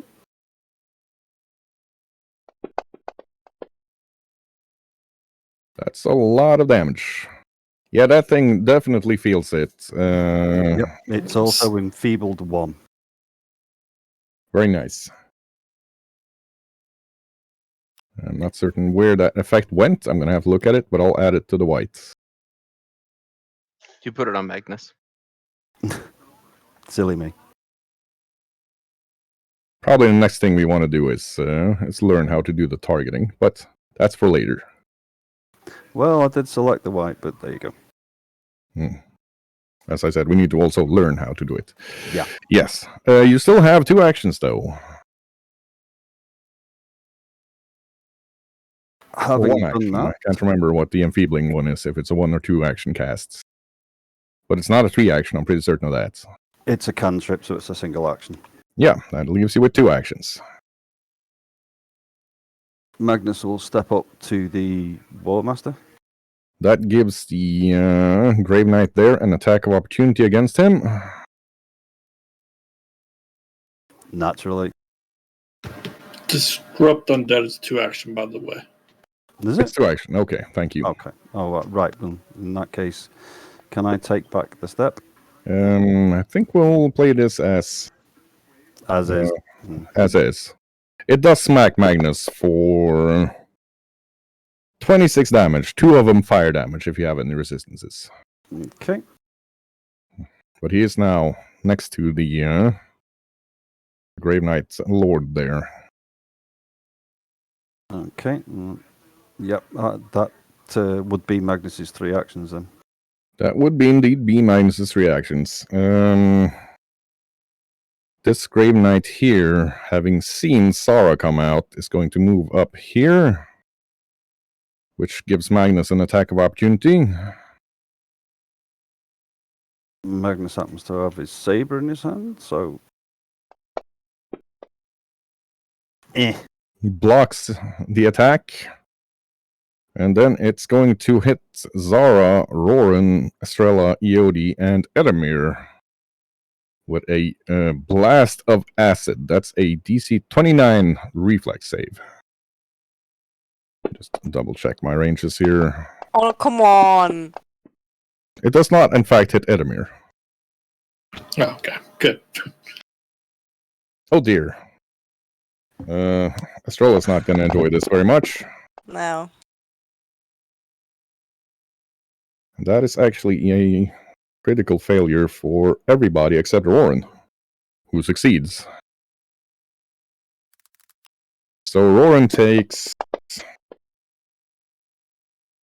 19 acid damage. The rest of you, caught completely unawares, get to enjoy 85 acid damage. I am down. Whew. Take a liberating step, Eodi. What are the rules for That's immediate Oh, death. no, ignore it. He's out of reach. Isn't that immediate death, full HP to 0? No. Any It's damage. double health. Yes, it is Oh, double okay. your health to do that. So it would need to hit somewhat harder. Zara is Um, also down. I'm standing Yeah. with 3 hit points. Eodi gets a liberating step from Cassandra, so he takes 28 less damage and can move up to 10 feet.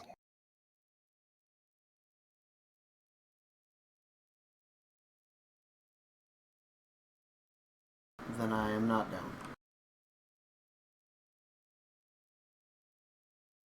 There we are. Well, that was unexpected. Speaking of unexpected, it is Estrella's turn. Yeah, and Estrella is definitely drinking some elixirs before she does anything else. So, I'm just going to point out that there's no cover there anymore. Those bushes have all been melted down by that blast of acid. maybe, but I'm standing with 3 hit points, so. Yeah, well, y'all have your priorities. Yeah. So at least 22 back, and then she is going to move. Let's see.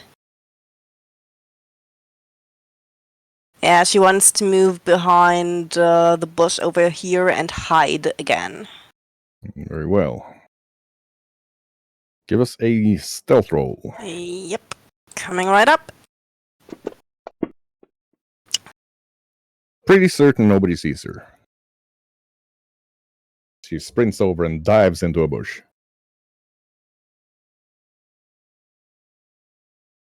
Over to Preacher. Oh boy.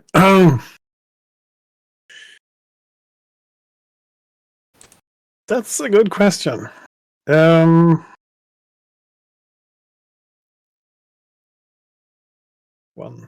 two.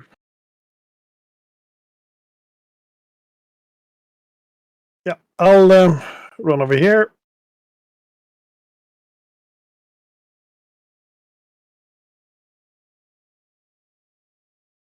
Is he down? She down completely? Yeah. Edamir is completely untouched by the acid. It's about 2 inches from reaching him. Oh, it's Sarah. Yeah, Zara is the one who is down. Okay. Well, table holds. Yep. Then we'll do a second action. Go up here. Very well. And crack a stabilized tile. On to Zara. Yep. Gotcha. Last time that was a full restore. Yep. That takes Zara straight back up into uninjured. Just so we don't play it wrong. More damage than you have hit points in one go is instant death. So that would have killed Eodi. And that's me out of actions. Yep. That takes us to Edamir. So Zara is no longer hurt? Zara seems perfectly fine, except for the fact that she's on the ground and a very stressed out preacher just slapped a tile onto her chest hard enough that you heard ribs break before they re-knit. I will move there. Well. And 3 action, level 4 heal. So that is everything around us. Mm-hmm. Only 12. But hey, 12's 12. However, should hit everybody. Let me check this. The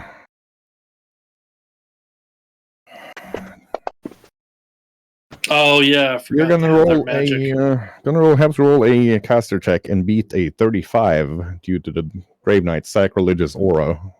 Caster check. Which one? That's your should be under actions. Oh, like a wisdom. Yeah. Your proficiency. It's here somewhere. I just can't friggin' remember where.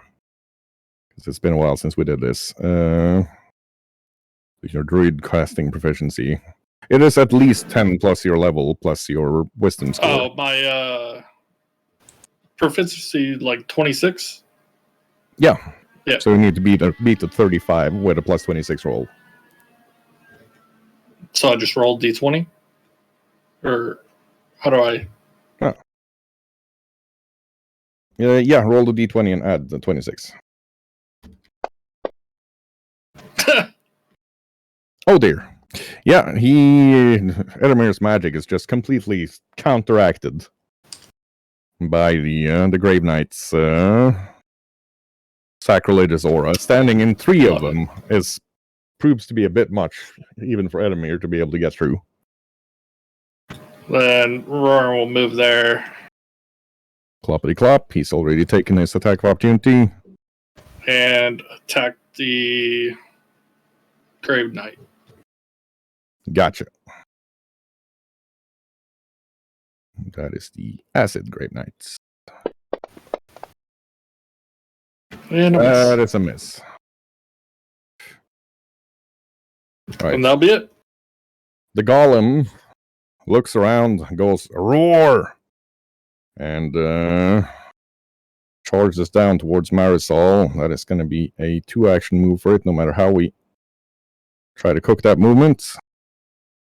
And then it's going to try to bite her with its jaw hand. Aha! That's a hit, but not a critical. 21 damage. I'm going to need a DC 32 Fortitude save from Marisol. Nope. Nope. Parts of Marisol's shoulder where she gets bit by that thing start fossilizing. Help! And she's now slowed 1. Right.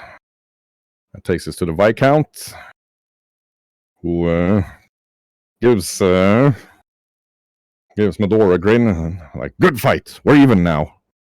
And then he moves up to the doohickey, which again tries to bite him with its hand. However, he slaps that away with his own fist, and then he's gonna smack it twice. Should have checked the AC before we started rolling, Shoggoth. There we are. That is 1 hit.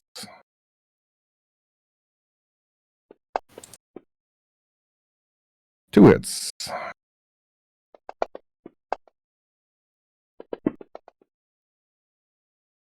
You can see a lot of bone shattering, but it doesn't seem to care about the electricity in his fists whatsoever. Okay. This bro is going to move. Gets all the way down there. You can see it's angling for getting to Marisol. So who are the W's? They are whites, and you just got an attack of opportunity against one of them. But they are whites with daggers. Seem to be another type of scout that's been so close to a natural 20. He does manage to dodge that blow. However, the Viscount also gets an attack of opportunity. I'm not going to take away any sort of aid you guys get this fight, and he does smack it for a bit of damage. You can see the white also not caring too much about electricity, but still gets punched with a really big fist. That takes us to Mador. Hey. Oh, I'm going to swing at the white right by Sir Roland. Gotcha. That thing is flanked as well. So you do get the +2 for that. Your rolls aren't fantastic, but that is a hit.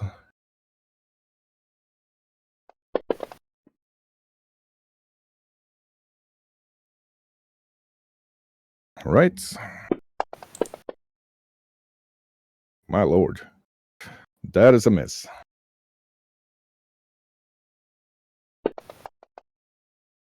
And that is also a miss. That thing is fast and dodgy. This is Marisol's turn, by the way. Yeah, so I do not like this at all. Didn't think you would. I'll 5-step away. Gotcha.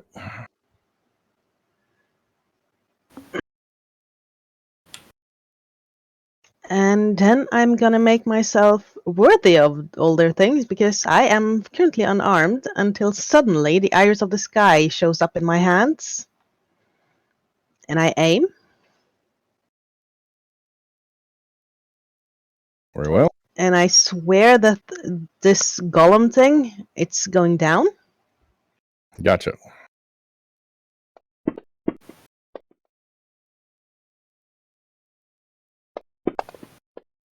$28 or 36.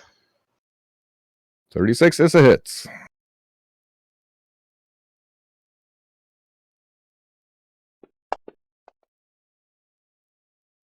Marisol shoots it, and she can see the bullet hits it and just goes, ping, ricochets off it.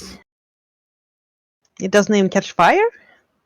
Doesn't seem to care about fire either.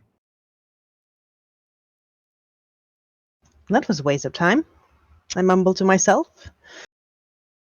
Right. Speaking of wasting time, it is the Odie's turn.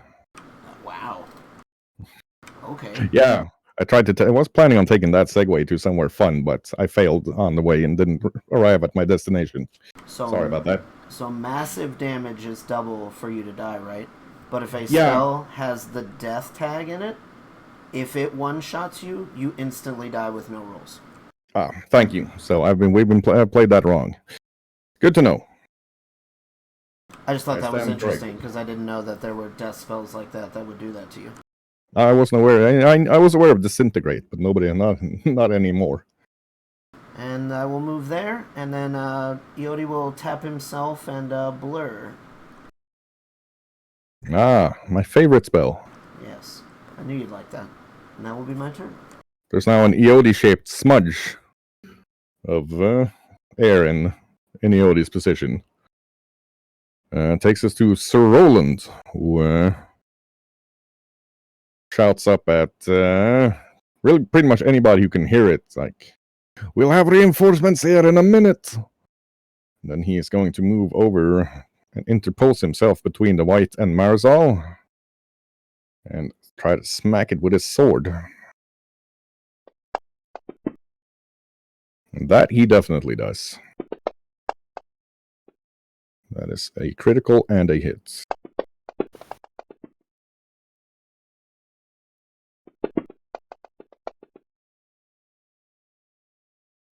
Oof. So yeah, that White loses an arm. It's not entirely dead yet, but it ain't dancing. Put it like that. The Grave Knight that hit y'all with acid is going to. No, actually, that's the wrong Grave Knight. Bugger it all, Shoggoth. You went and did a dumb. He got to act twice last turn because I didn't really follow my own brain, so he gets no action this turn. That's just fair.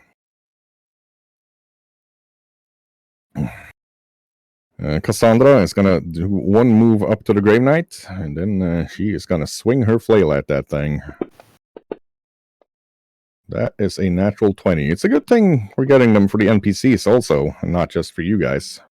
That is 2 criticals on that Grave Knight.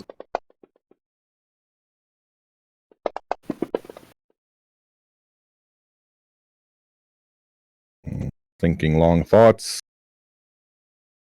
Yeah, there we are. Actually shatters a lot of the armor on that Grave Knight, but it's not going down easy. Takes this to Zara. Excuse me, there's something missing here, isn't there? Yeah, there is.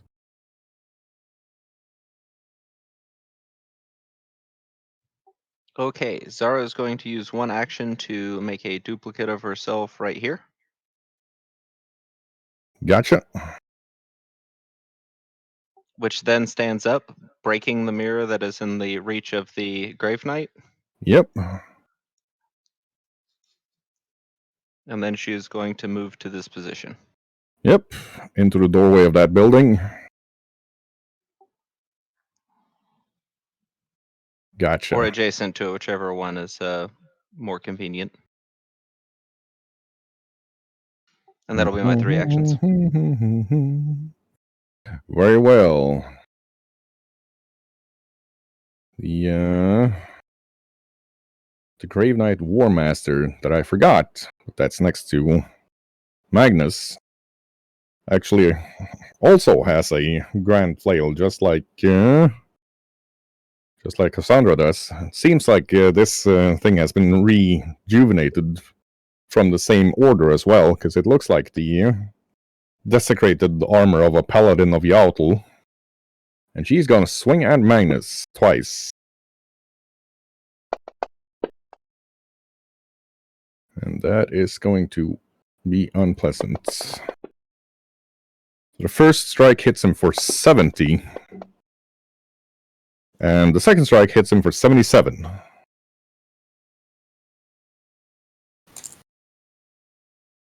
Magnus goes down. Very well.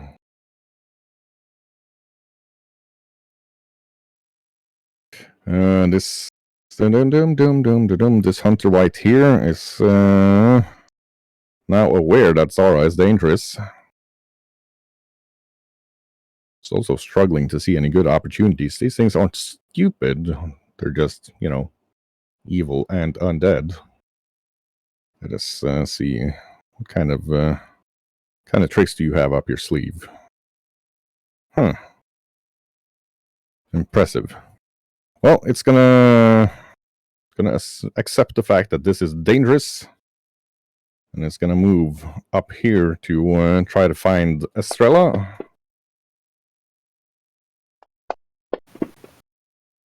Which it does. However, Sora Attack of opportunity on it. Sora does smack it with her attack of opportunity, yes. 24. For a good solid chunk of damage.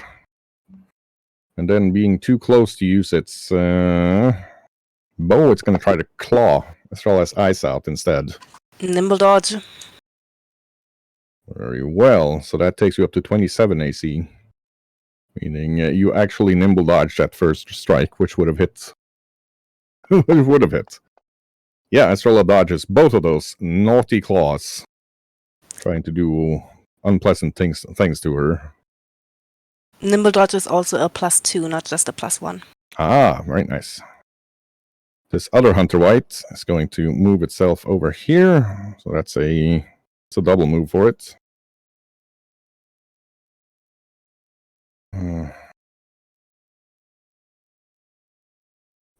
And it is taking a shot at Eodi. And shoots straight into one of the Eodis that isn't actually Eodi. Magnus, it is your turn, sir.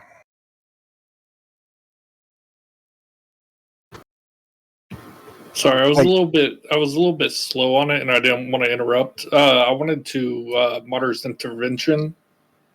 Magnus's last hit that downed him. Fair enough. I've been rolling so well that I'll give you players the benefit of the doubt. What's that do? I take the excess damage that would have downed him. Okay. And we're both wounded one. 42. Magnus had 86 remaining, but with a hit, 77 and... He'd have 11 remaining then. No, he'd have 16 remaining when the 77 hits. Which, damn it, maths. Not my thing. Yeah, the 77 would hit, and then whatever would bring him down to 1, and then I would take the extra.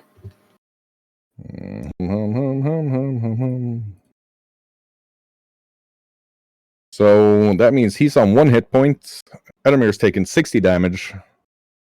And both are wounded 1.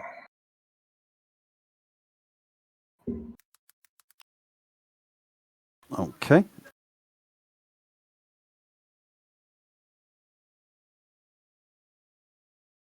In which case, Magnus's first action is to use Lay on Hands on himself.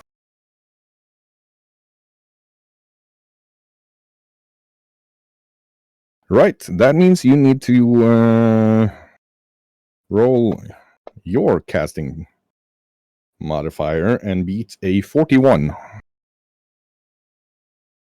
Okay.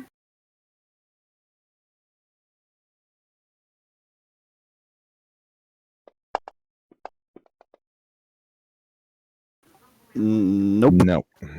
So, yeah, he tries, but the divine energy again is just blocked by the presence of that unholy creature. Okay. In which case... Magnus will strike at the War Master once. 33. That is blocked by the War Master. Okay, in which case he will take a step backwards. Which direction? If he's going to disengage, I believe he can move half his movement safely. Which in your case would be, we'll round it up to 15 feet. We don't have a disengage action in Pathfinder 2. We have step and stride. Okay, Magnus steps, I think, over there. Yeah, a bit of addition confusion with me, but that's hardly new. This other Grave Knight is cursing in the foul language of the undead as it's attacking Cassandra. That is a hit, I believe. And that is a miss. And that is also a miss, but it does smack her ever so slightly, although not ever so slightly. She takes a big hit, actually, but she doesn't seem to care about the fire on its blade. Speaking of fiery, it's Estrella's turn. Yeah. And Estrella tries to tumble behind. Mm-hmm.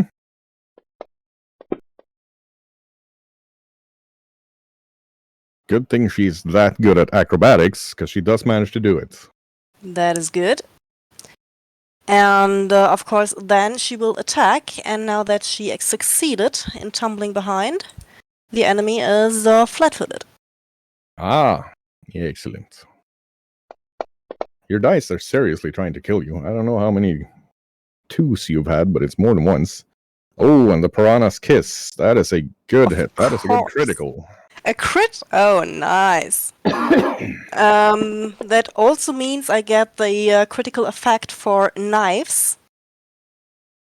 Although I don't think that does much to an undead. Let me quickly look what it was.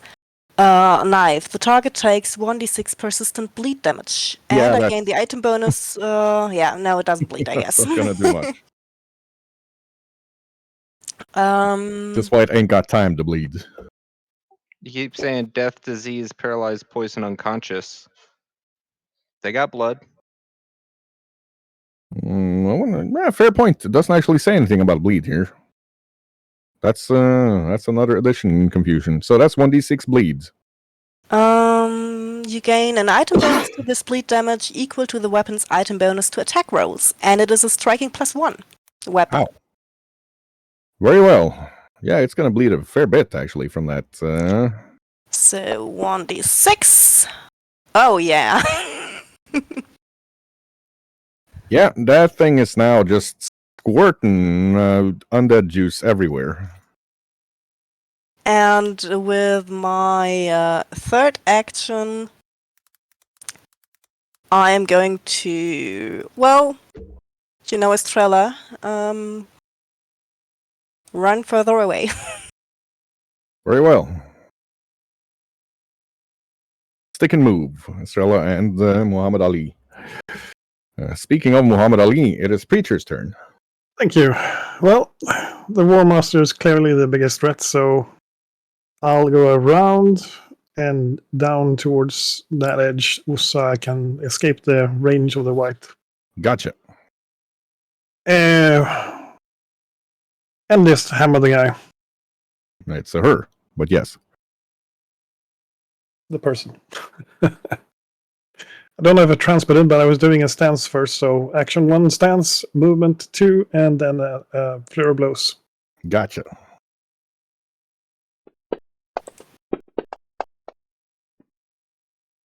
Both of those are blocked by the huge flail of that creature. Impressive. Edamir. All right. I will try to cast positive attunement on Magnus and connect his life force with, the positive plane. It's a divine spell, so it can be countered. Gotcha. Is he going to try to counter it? Oh yeah, they do that just by existing, but you're closer to the lesser Grave Knight. And nailed it. This time you easily punch through its defenses. So I will have to sustain it, but you heal 1d8 right now and 1d8 on the end of each of my turns. So you healed 3 now. I'll also remind Magnus that he can pet me. Then I'll have Roar and attack. Gotcha. Who is he attacking? He's in range of both the White and the Grave Knights. The Grave Knight. Gotcha.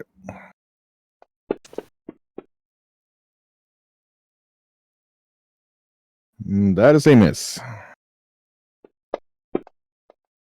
And a miss. Man, it's rough being Roaring today. Everything is so armored. And that should be it for me. Right. The fossil golem, it's got a target, and it's going to go for it, so it's going to move down and attack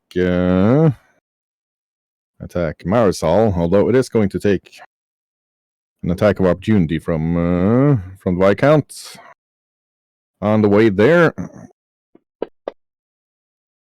And he misses. And then again, it's going to try to bite. And that is wow, okay. Takes a huge chunk out of the wall behind Marisol and loses its last action.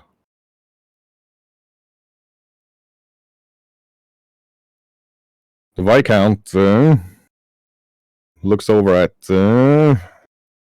well, he kind of glances at Mador and Roland, who are the only two he can see. Like, it's going for the captain! Keep her alive! And then he's just gonna wail on this thing. He was gonna try to anyway. That's a hit. And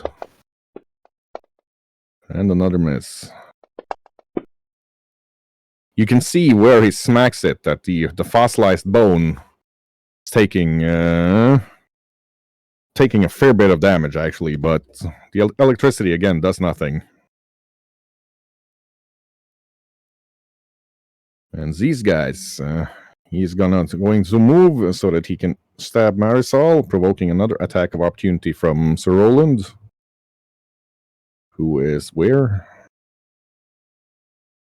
Great idea, Shoggoth. You're rusty, so just add a bajillion NPCs to what you need to be doing so that you get super confused all of the time. That is a critical from him.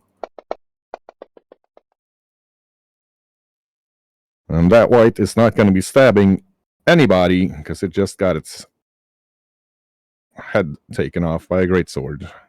But it does open the way for white number 2, who is also going for Marisol and trying to stick her with its dagger. That is a hit.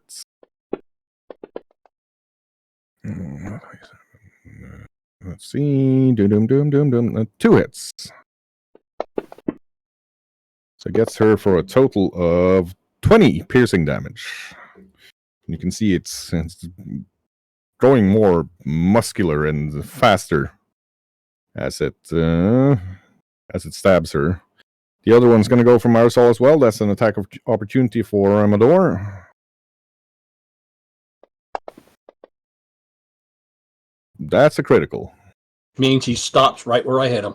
Oh yeah, that's true. So he's going to be stopping in that square because you got that thing going for you. It's so hard to assassinate people when people have like abilities that protect them. Yeah, so he was planning on sprinting there and stabbing Marisol. That ain't happening because he just stopped clean in his tracks, and it's now Mador's turn. Did 47 to him too, by the way. Oh yeah, I noticed the damage. So these things are they're powerful undead assassins, but it's still well injured from that strike. I'm gonna go after him again. Gotcha. Seems like it's mostly on your what's it called? Attacks of opportunity. You get to roll great. He dodges that one.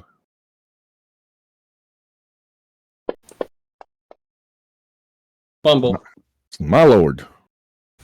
And then dodges the other one badly enough that the glaive ends up over by the Viscount, who catches it. That's Mador loses his grip on it. It is now Marisol's turn. I still have one more. Yeah. Oh, you lose your last action on that fumble. So I'm gonna step out of the way for that white. Very well. And then out of my sleeve, a clunky weapon known as the Royal Slug Rifle appears. And I aim at the head of that thing. Gotcha. That bit me, you know. Yes. Oh, for the love of all that is holy. I believe the dice gods might be angry with us. With you guys, at least. They love me. That is a miss. I'll try to shoot again. Very well. That is a hit. Yeah, it obviously does acceptable damage to it with anything that kind of smashes. So you see some cracks forming around where that square, blunt dwarven projectile hit.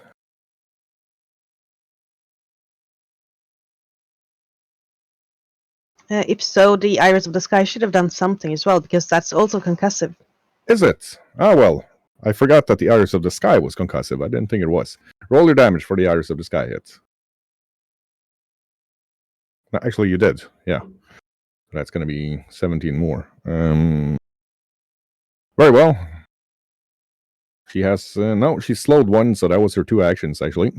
But slowed the fossilization on her shoulder retreats, and she can now move normally again. And it's Eodi's turn.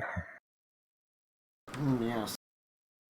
I would like to pull out the chromatic wheel, and I will do a chromatic ray at this white bro that's shooting at me down south here. Gotcha. You can add another once this session to the counter, by the way. I checked your initiative, and that is a natural 1 that you're acting on. I had commented on that earlier. I was like, man, I'm rolled really bad on initiative. Yeah, I had to check. It's a 1. Because the game just keeps on giving today. And that is a hit with the chromatic ray. Alright, so then we roll a d4. That would be a poison ray, 25 poison damage, and the target must succeed a fortitude save or be enfeebled 1 for 1 minute. Right. It turns out these things are not immune to that. All of those fun things they used to be immune to. In addition, that is a critical fail on the save. So he's enfeebled 2. And that's the only change. Yeah. Does it do any damage? 25 poison damage and then enfeebled 2. Right. Gotcha. And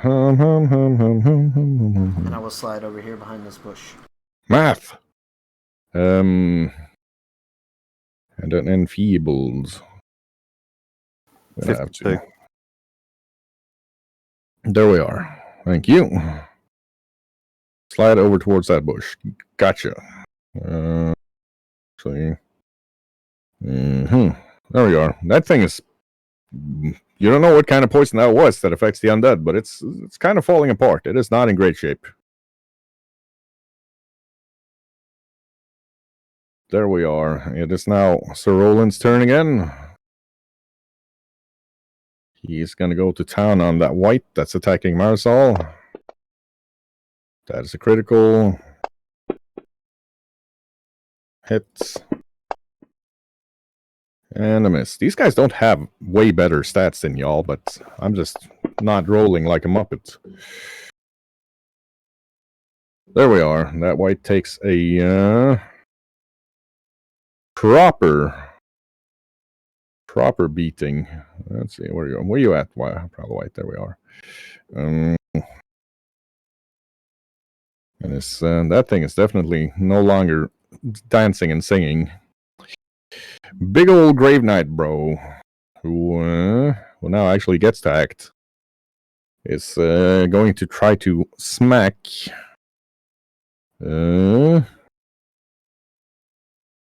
Magnus first. Nope. And then gonna try to smack Edamir. And that's a hit. So that is 36 damage to Edamir, 5 of them acid. Liberating step, Ed. Yeah, that takes us down to 28 damage. Okay. And I move 5 feet? Or... Do I just stay? You can move 5 feet now. It'll be 10 and then 15 with later levels, but I don't think he has more than 5 currently. No, it's 5 at the moment. I'll stay where I am. How much damage was it? 20. 28.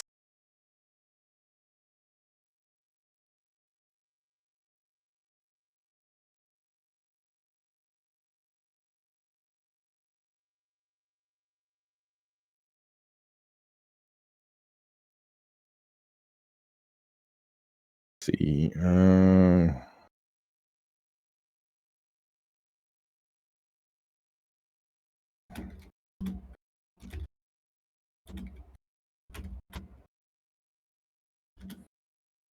And then in its terrible tongue, it says something as it leans over to the doorway where Zara is and closes the door in front of her.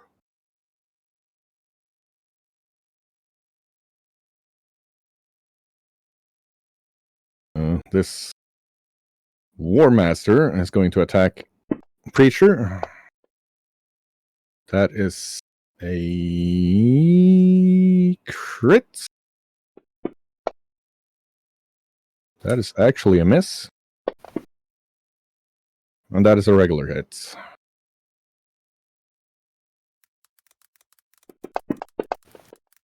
So the first hit takes Preacher straight in the face for 64 damage. And the second one smacks him for 40. If he's got any resistances to electricity... Nope. In that case, he just gets smacked. Really bad.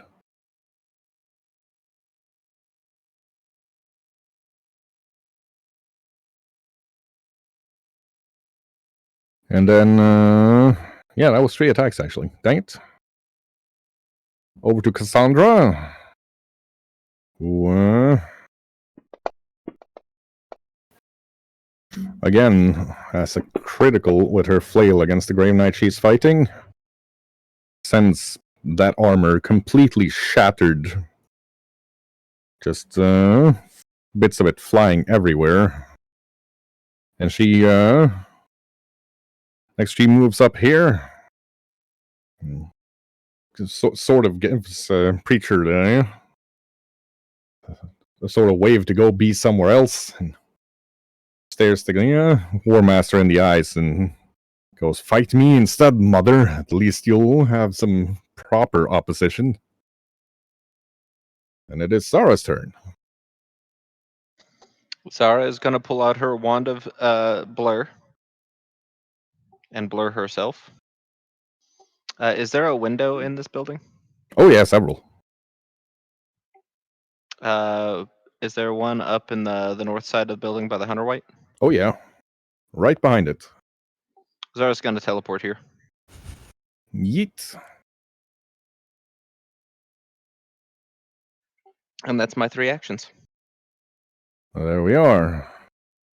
That Hunter White was really looking forward to running over and tearing Esrela's face off, so it's going to try to do that, giving Zara an attack of opportunity. That is actually a miss. Let me double check that. Nope, that's it. That is a hit. And as it 22.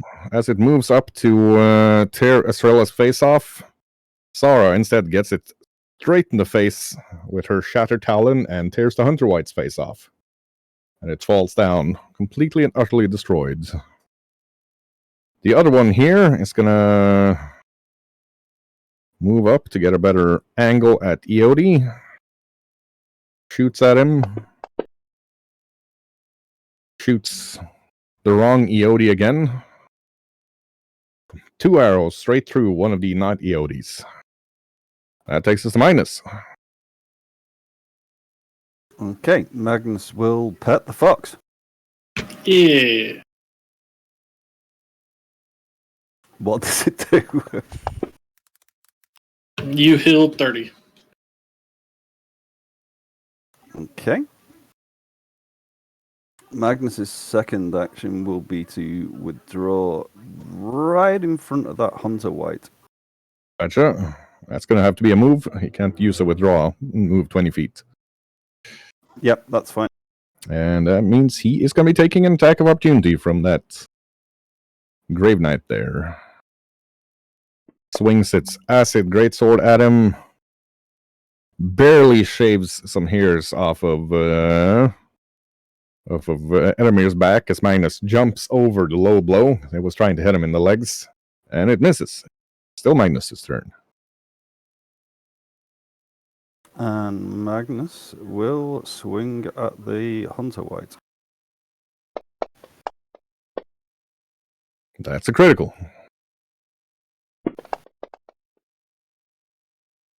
$19. And what does disrupting do to the Hunter White? That is 2 1s and 2 2s on your 5d8 of damage. Your dice are just absolutely horrific. And that is another d6 positive energy damage to undead, and since you had a crit, it's also enfeebled. 1 until next turn. Yep, there we go. That is the last Hunter White left. It was already super enfeebled. It's now enfeebled 3. Thanks to your strike there. Definitely not feeling super good. It is time for the potato chips to attack, or the beer. I drank a can of Estrella a couple of weeks ago. It was a good beer. Yeah. Estrella is activating her quick Warner's shirt. So she can strike twice with a movement of 45 in total. So it's 90. Yep. Which she uses to move without an attack of opportunity behind this Hunter White. Okay. So she can flank with Magnus and attacks it with her nice piranha kiss. It's 21 with a flanking. Right. That is a hit. And since she's flanking, which I absolutely forgot with the last white, I also have my sneak damage. Right. Right.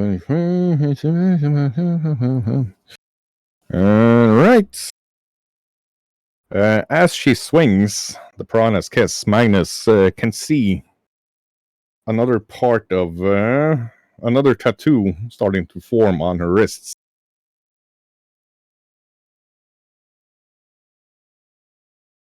He blinks very quickly. No, wait a minute. The piranha's kiss is not one of those weapons. No, it's not. No. Those have different names. Uh-huh. Oh. In that case, he doesn't blink. In that case, he doesn't see anything. There we are.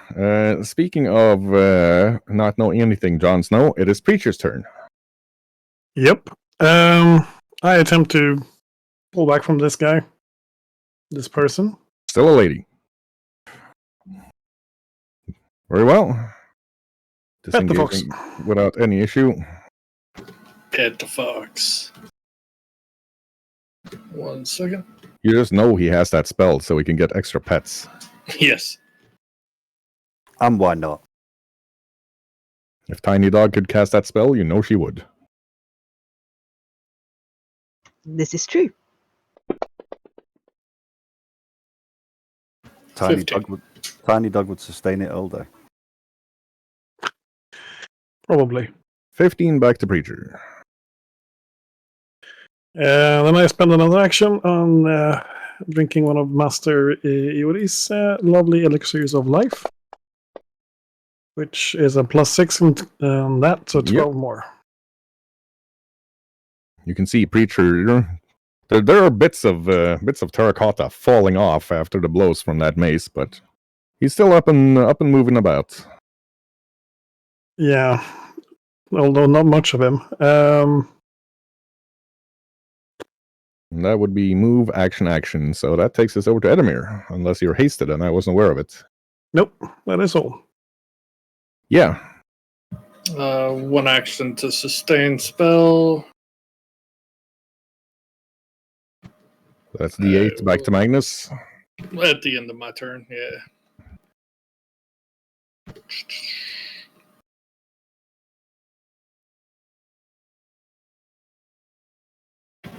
I will move there.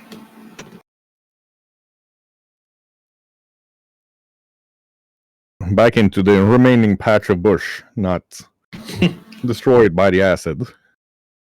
Rorm will attack.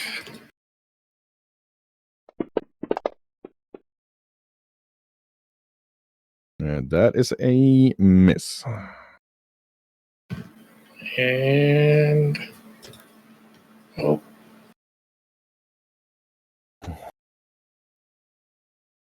I guess he'll just attack again.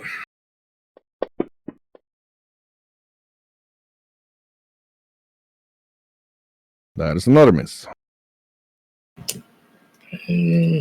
For my last action, I'll just move over here. Gotcha. And that'll be it. Takes us to the... So, sorry, 1d8. Yep, takes us to the fossil golem, who is still following Marisol. Misses on its first attack. Natural 20 on its second attack. It's just one of those days, isn't it? Bites her for 82. I'm gonna use my hero point on that one. Right.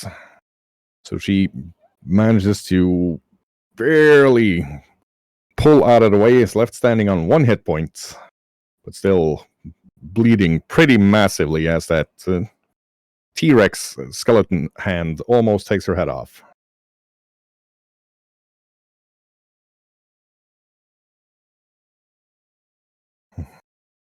The Viscount is moving down.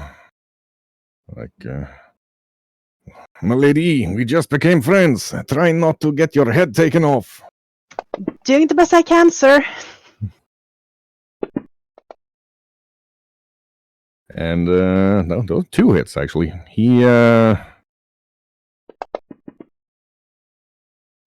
leans down and places 1 rivet through each of the legs, or each of the feet of the fossil golem, immobilizing it.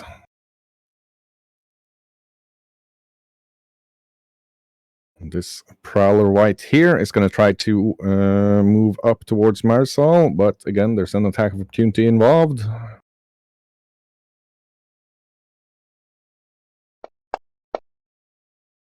Gets smacked in the face with a great sword for its trouble, and it is standing still and not going anywhere. Mador gets an attack of opportunity as well, because the other White's going to try to do the same thing.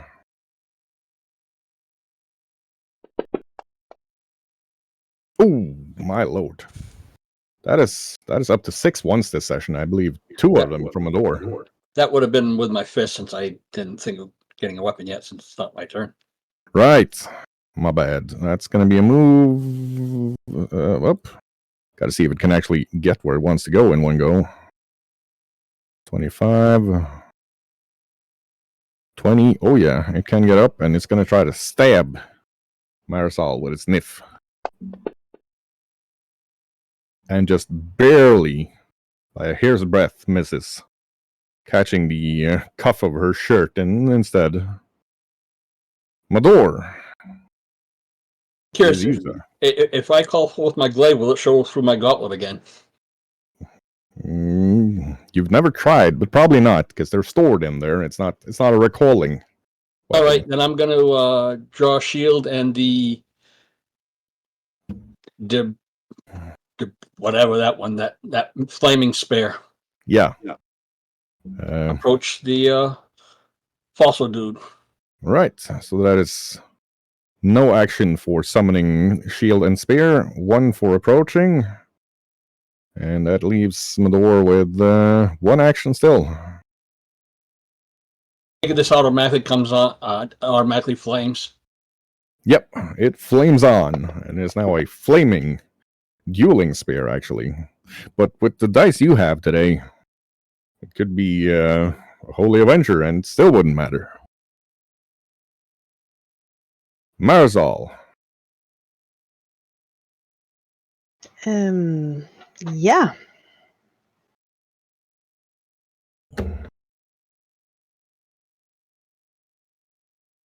I'm gonna start by drinking an elixir of life. That tracks, yeah.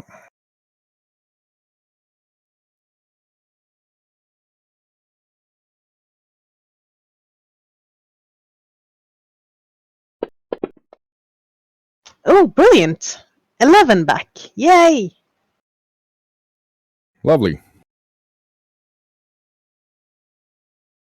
I mean, Finn managed to do less than 10 damage on a 5d8 before bonuses, so that's just the way the dice are rolling today.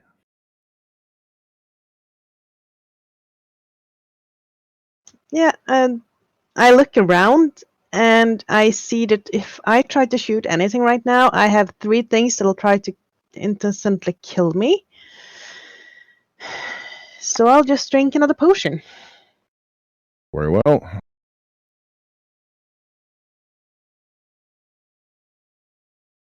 Marisol just goes full Alabama good old boy and starts chugging drinks. That Well. should be 3 more, since that should be a +3 instead of then +6 instead of +3. But so, Well, yeah. I've adjusted your hit points for you. Thank you. And then I'll just start reloading. Okay. Then it is Iodi's turn. Ah, yes. I am gonna go ahead and do a 3-action magic missile on the fossil golem. Gotcha.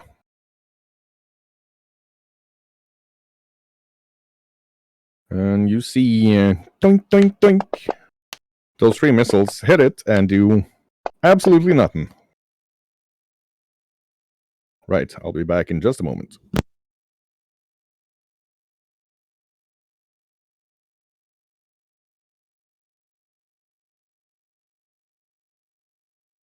Why did we spread out like this again? Haven't we learned our lesson? No.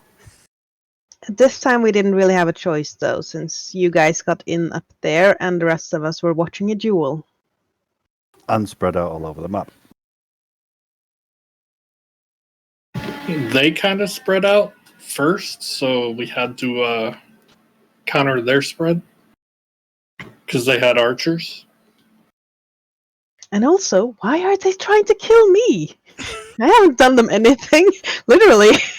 You're the captain. Yeah, but I haven't hit anything today. Well, most of all, I thought we were down 3 people in that bush, so I tried to help them. Turns out it was 1 down. Yeah, well. At least I have good friends that keeps me alive. Mm-hmm. But it makes sense to go after you. Taking out the head is a very valid strategy in a fight. Ha! Little do they know that I have absolutely no power whatsoever. But you're the captain. Theoretically.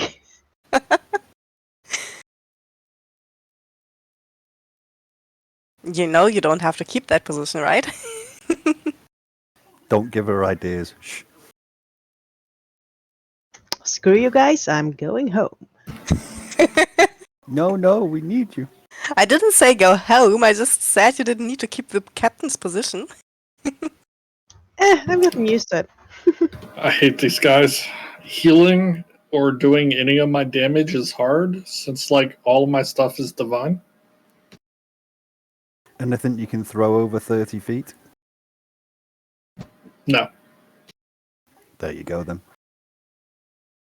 I cannot hear you, my love. That is because I was also muted. Yeah, so Roland goes all a choppy on one of those whites, and just chops it into itty bitty pieces, which takes us to this Grave Knight. He has plans for you all. Actually, he doesn't have plans for very many. But he is planning on smacking Preacher until he's just a pile of small terracotta shards. And that is 1 hit. And a miss. That's going to be 28 damage to Preacher. 3 of them poison, not poison, acid. Don't care. Ah, there we are. Very hard to melt terracotta. Sort of the thing with it. Did you say 23? 23 total then. Okay, that's an easy one. So that was him.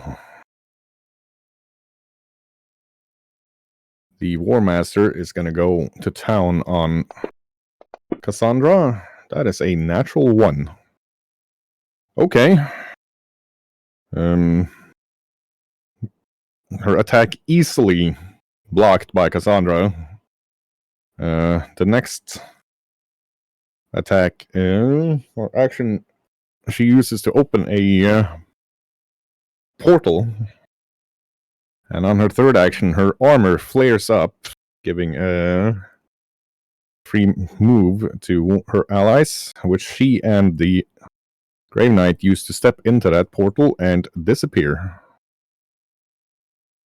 You can hear Cassandra going, "No! Not again!"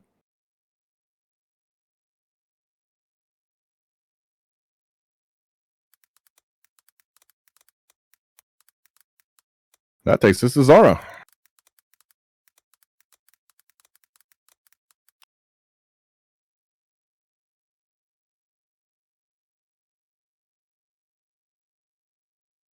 Zara, baby. Sorry, I was typing notes.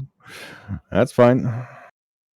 Gave me a chance to sing the my version of the Santa Baby, just with Zara instead.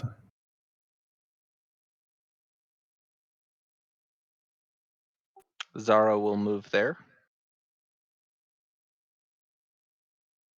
Yeah, that's true. Zara is speedy. And then smack of the waiter. That's it. And another Hunter White bites the dust as Zara just smacks it into the ground and stomps it to shreds. Which takes us to Magnus. Okay. Honor, stop passing it out.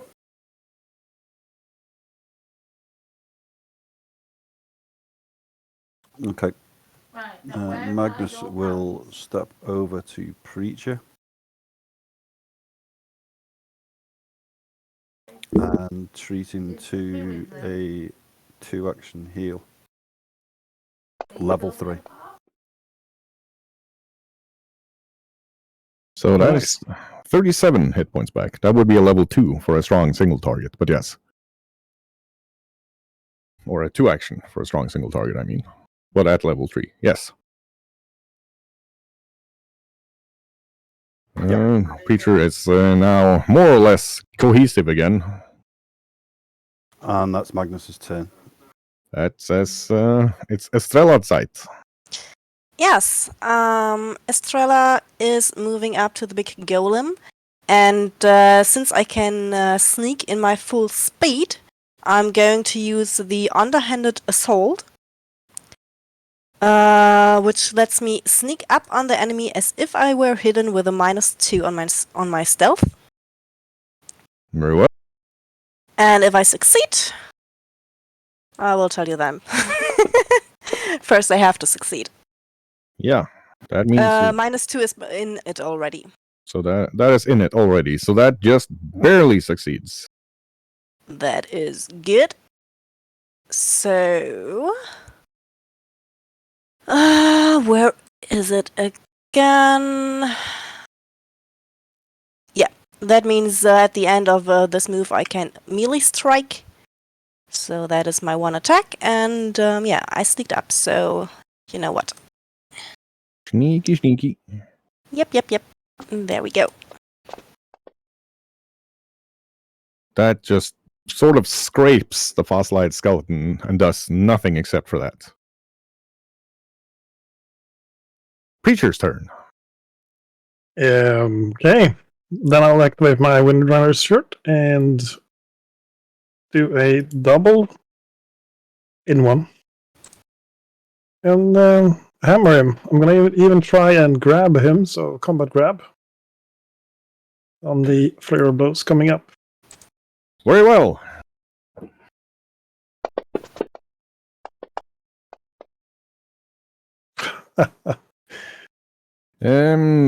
Turns out this thing is a lot stronger than you thought. Can't really wrestle it or injure it unless you try to hit harder than that. I have one strike left, though. Yep. It's going to be a fist, however.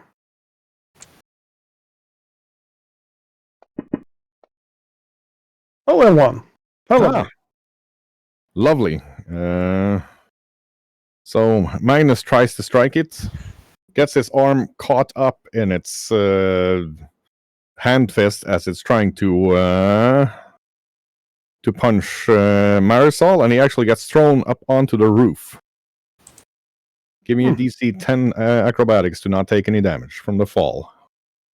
Would it help to see if I have the cat fall? Of course, you got some monk shenanigans up your sleeve. Yeah, in that case, you take no damage. Thank you. He just lands like a cat, with the moon silhouetted behind him as he sits on top of the roof like a ninja. And it's now Edamir's turn. I will sustain, then 2 action move. Yep.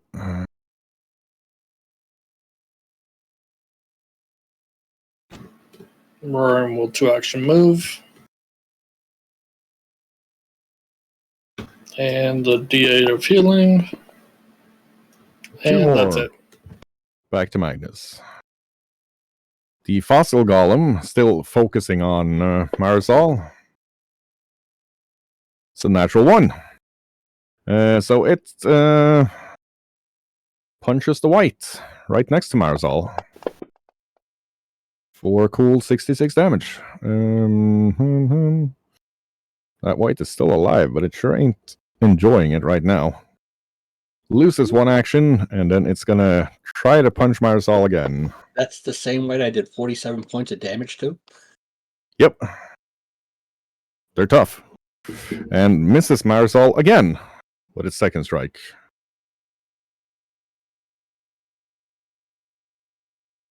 And the Viscount swirls his cloak. There's a poof of smoke, and you can hear some lute notes, and then he pops up in a smoke cloud behind that white that's bothering Marisol, and he's going to try to punch it. Nice trick. Oh boy. Utterly misses. Takes out the supporting wall. The roof comes down. Preacher Cat falls again and still takes no damage, but he's now in difficult terrain on the ground floor, because what used to be a roof is now just rubble on the ground. And it's the white's turn. The white is going to try to stab Marisol. That is a critical. Didn't he just try that? No, that was the fossil. This is the white. The white's under the black Viscount in initiative. So that is 25 damage to Marisol. 25. Yep. Oh wow, I'm actually still standing. Huh. Dang it, here I was planning on it going to town while you were prone, and causing death saves. Misses its second dagger stab. Minus 10. Marisol's armor class is... That's a hit. Let's stab her on the third strike for 13. And I'm down. And it is very clear that this white's planning on just slitting her throat while she's unconscious. Mador. I got my hands full with this guy in front, so I'm going to swing. Swing for the fences. And that bounces off. So does that. I don't think you've had more than like 2 or 3 rolls over 10 today. It's pretty... That's a critical, though.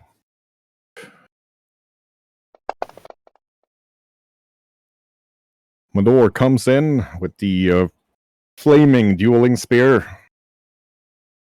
Manages to deflect the bite from the monster as he moves in, standing in its ribcage. Comes up with a brutal slash with the spear and takes the fossil golem's head off. And it falls down in a clatter of bones. Leaving us with Marzal. Yeah, so that's a death save, right? That's a death save. Nope. Takes her to dying 2. Iori.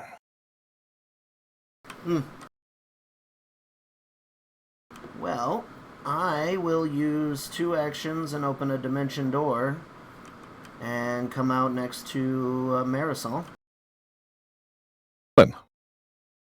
Iori just kind of pops up. Can I be up here instead? Yes, you can. Oh, that was bad English. Yes, you may. My apologies. Thank you, honey. And then I will use the last action to pour a healing potion in her mouth. Gotcha.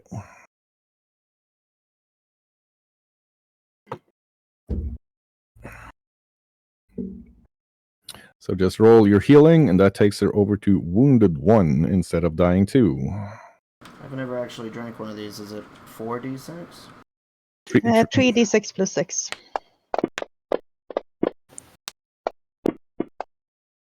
Man just makes healing potions, so he doesn't actually partake. 18. 17. There you go. I do believe it's 18. 12 plus 6. Yes. 18 indeed. And that's my turn. Right.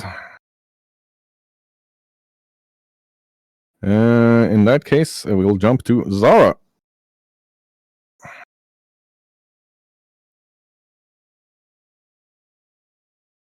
I'm going to use 2 actions to run there. Damn, Zara is fast.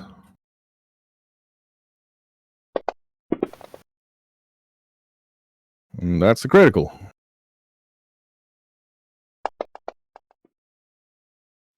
Then that's So- 42 damage and it's prone. Zara White Killer is what we'll have to call her. Is that white as well? Just gets its head caved in by that Shatter Talon. She goes down.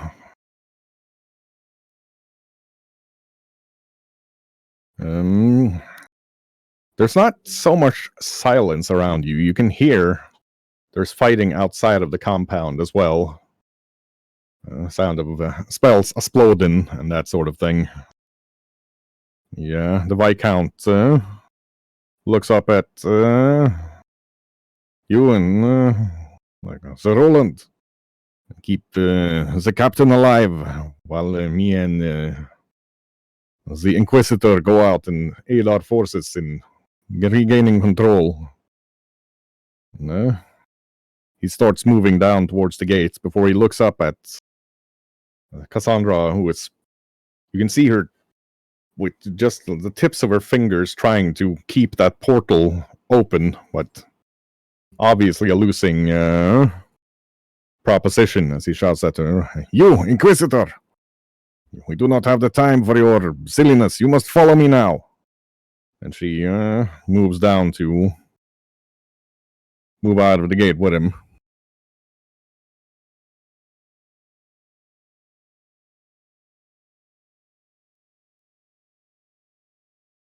So Roland turns and hands a potion to Marisol. Captain, please drink this.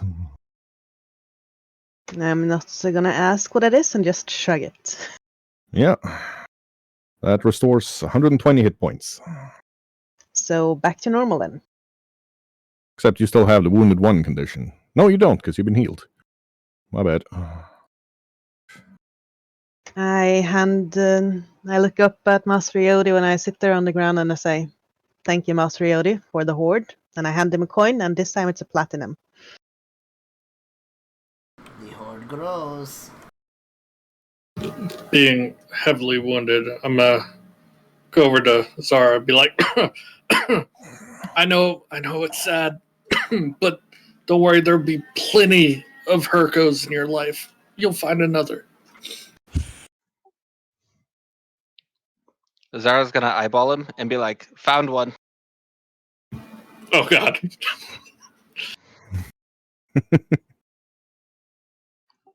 Zara's gonna join them to go start killing shit. Yeah. So is Medora. Right.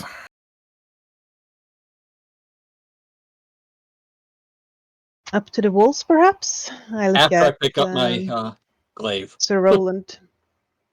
Well, if the rest of you feel up for it, I believe it's mostly cleaning up the mindless masses of monsters now, but if you would like to shoot some of them, maybe the Master Dragon here would like to throw a ball of fire or something. They're not very strong, but they tend to be very many.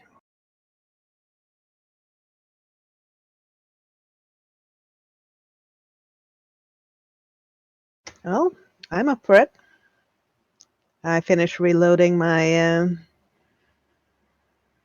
my gun. I have 2 potions left. If I drink those, I can maybe help a little bit.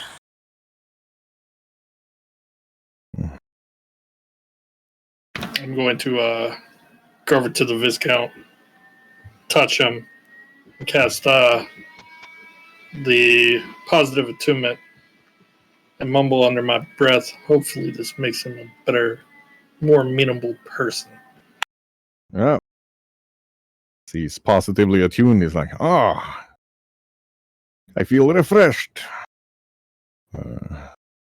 You are maybe not so bad after all, small fox. And then he pets you, and you can see he gets like a surprised and very happy look. And like, I believe you will be riding my shoulder for this fight. And then he picks Adamir up and places him next to his head almost inside the armor. So you have like a little fox head poking out of the Viscount's beard. Awesome.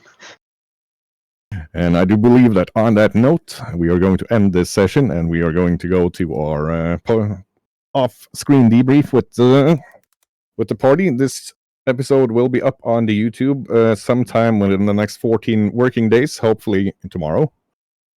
Thank you all for joining. We will, unless something untowards happen, be back next Sunday, as we are hopefully somewhat back on schedule now. So thank you all for joining. Stay safe, stay healthy, and be well. And we'll see you all next time. Bye. Bye. Bye. Bye-bye. Bye.